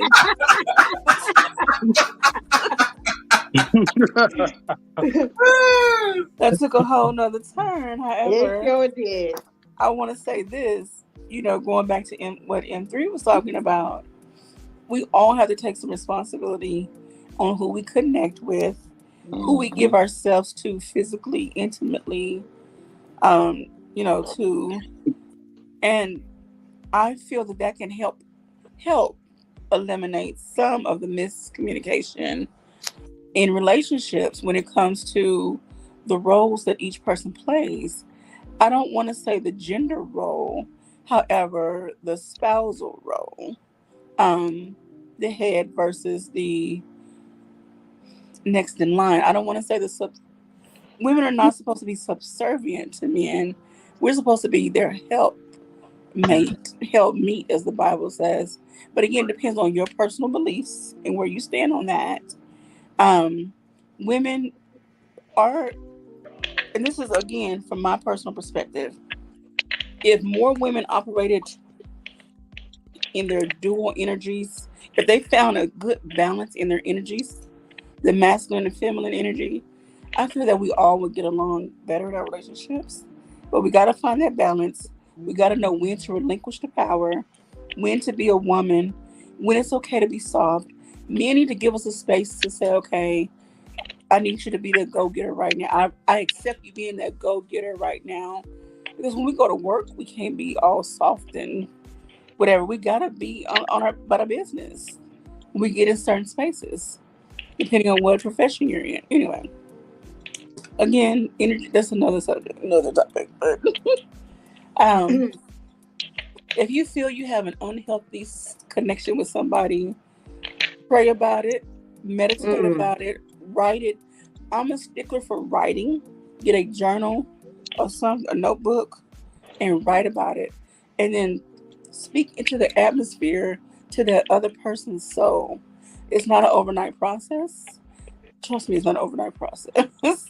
But you have to be willing to do the work to separate that tie, to cut, burn, snip, eliminate that tie, that connection with somebody.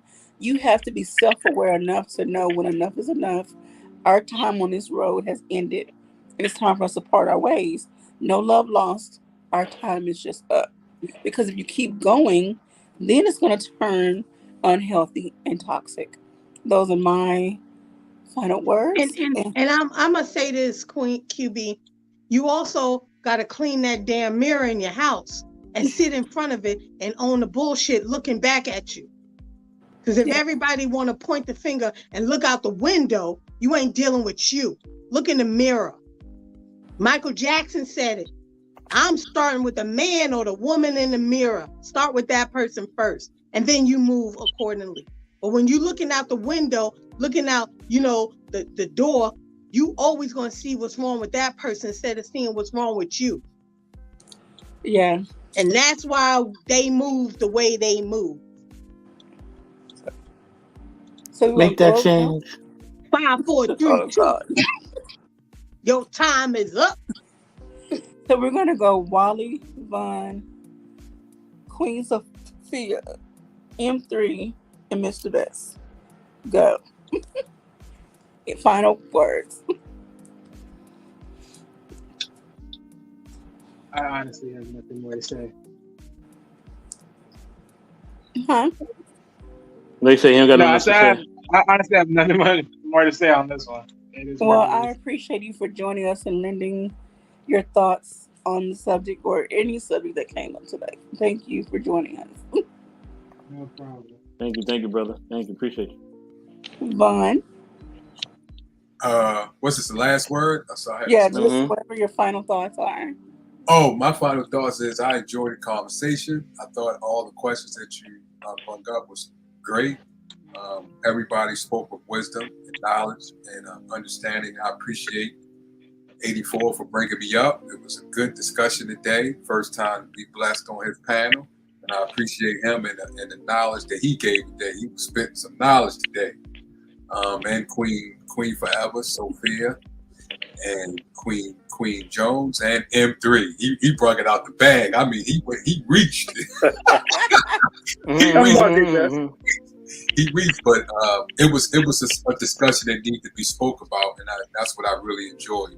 So much love to people on the panel and people in the chat. They had some good comments. I thought it was great. So I appreciate it. Much love to all. Love you all.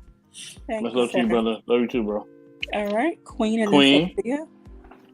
No, I'm just gonna say this. Know your worth. Know your price. Stop letting these suckers and these hoes treat you any differently. Move different, and your life will be different. 5, 4, 3, 2. No time is up, and that's it. That's all. All righty. The whole time she was up here. Thank you, everyone in the chat. Thank you for everybody on the panel. Your opinions are appreciated. It's all desired and it's all needed. I really appreciate being here, and I thank you all for when I was down, y'all lifted me up. Everybody has their own special gift, and I hope that we all can give each other a virtual hug. I really do love y'all, and I hope you have a blessed night. Thank you. Thank you, All right. Thank you, Sophia. You're welcome. Thank you. Okay. Well, this was definitely like a wonderful night. Definitely fun, like discussions and conversations, and beautiful transactions as well too. So, yeah.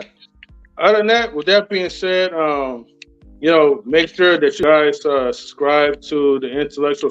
Well, actually, y'all already subscribe to his channel, but make sure y'all share his channel and comment after when the stream is over. Like, if you guys really support him, make sure y'all do that, because we want to make sure we build the algorithm up, especially under the Knowledge Relationship umbrella as well too. That stuff is very important. Share his videos as well too, and tell your friends like it, and get a glimpse of more entertainment that we have to offer. So, yeah. Other than that, you can also find all of us in Knowledge and Relationships. The motherboard of it all. And you can also find me on my new YouTube channel, M3 TV Network. Okay. So M3, space TV, space network. So don't get confused with the other M3 TV Network, because that's not space. Wow. I will be talking for now about celebrity topics and reactions, and hopefully, I'll have some more up in store. All right. Is it 84? Is it okay for men now to cry in the house instead of waiting till it rains to go outside? Yeah, man. I think so, man. You do it in your shower. Yeah, exactly, man. Yeah, I gotta clip that. Man. You better cry at home. Yeah, Queen don't wanna. She don't wanna see you cry. She gonna tell you a punk. No, that ain't true. That's a lie. I want you to cry, because if you don't cry, I think you a punk. I got you. Everybody got feelings. I ain't gonna be with no brick wall. Brick walls are for buildings, not relationships. Wow. Well, then we build.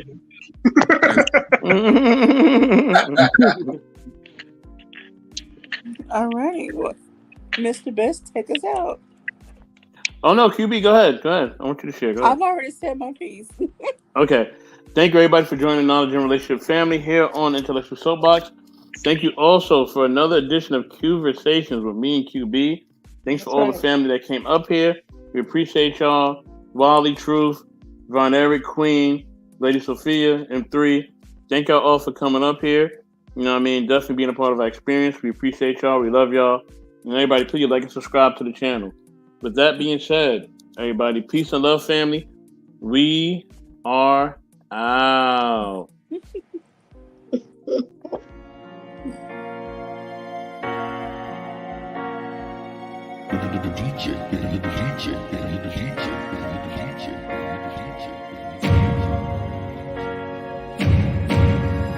Who's gonna turn the light off?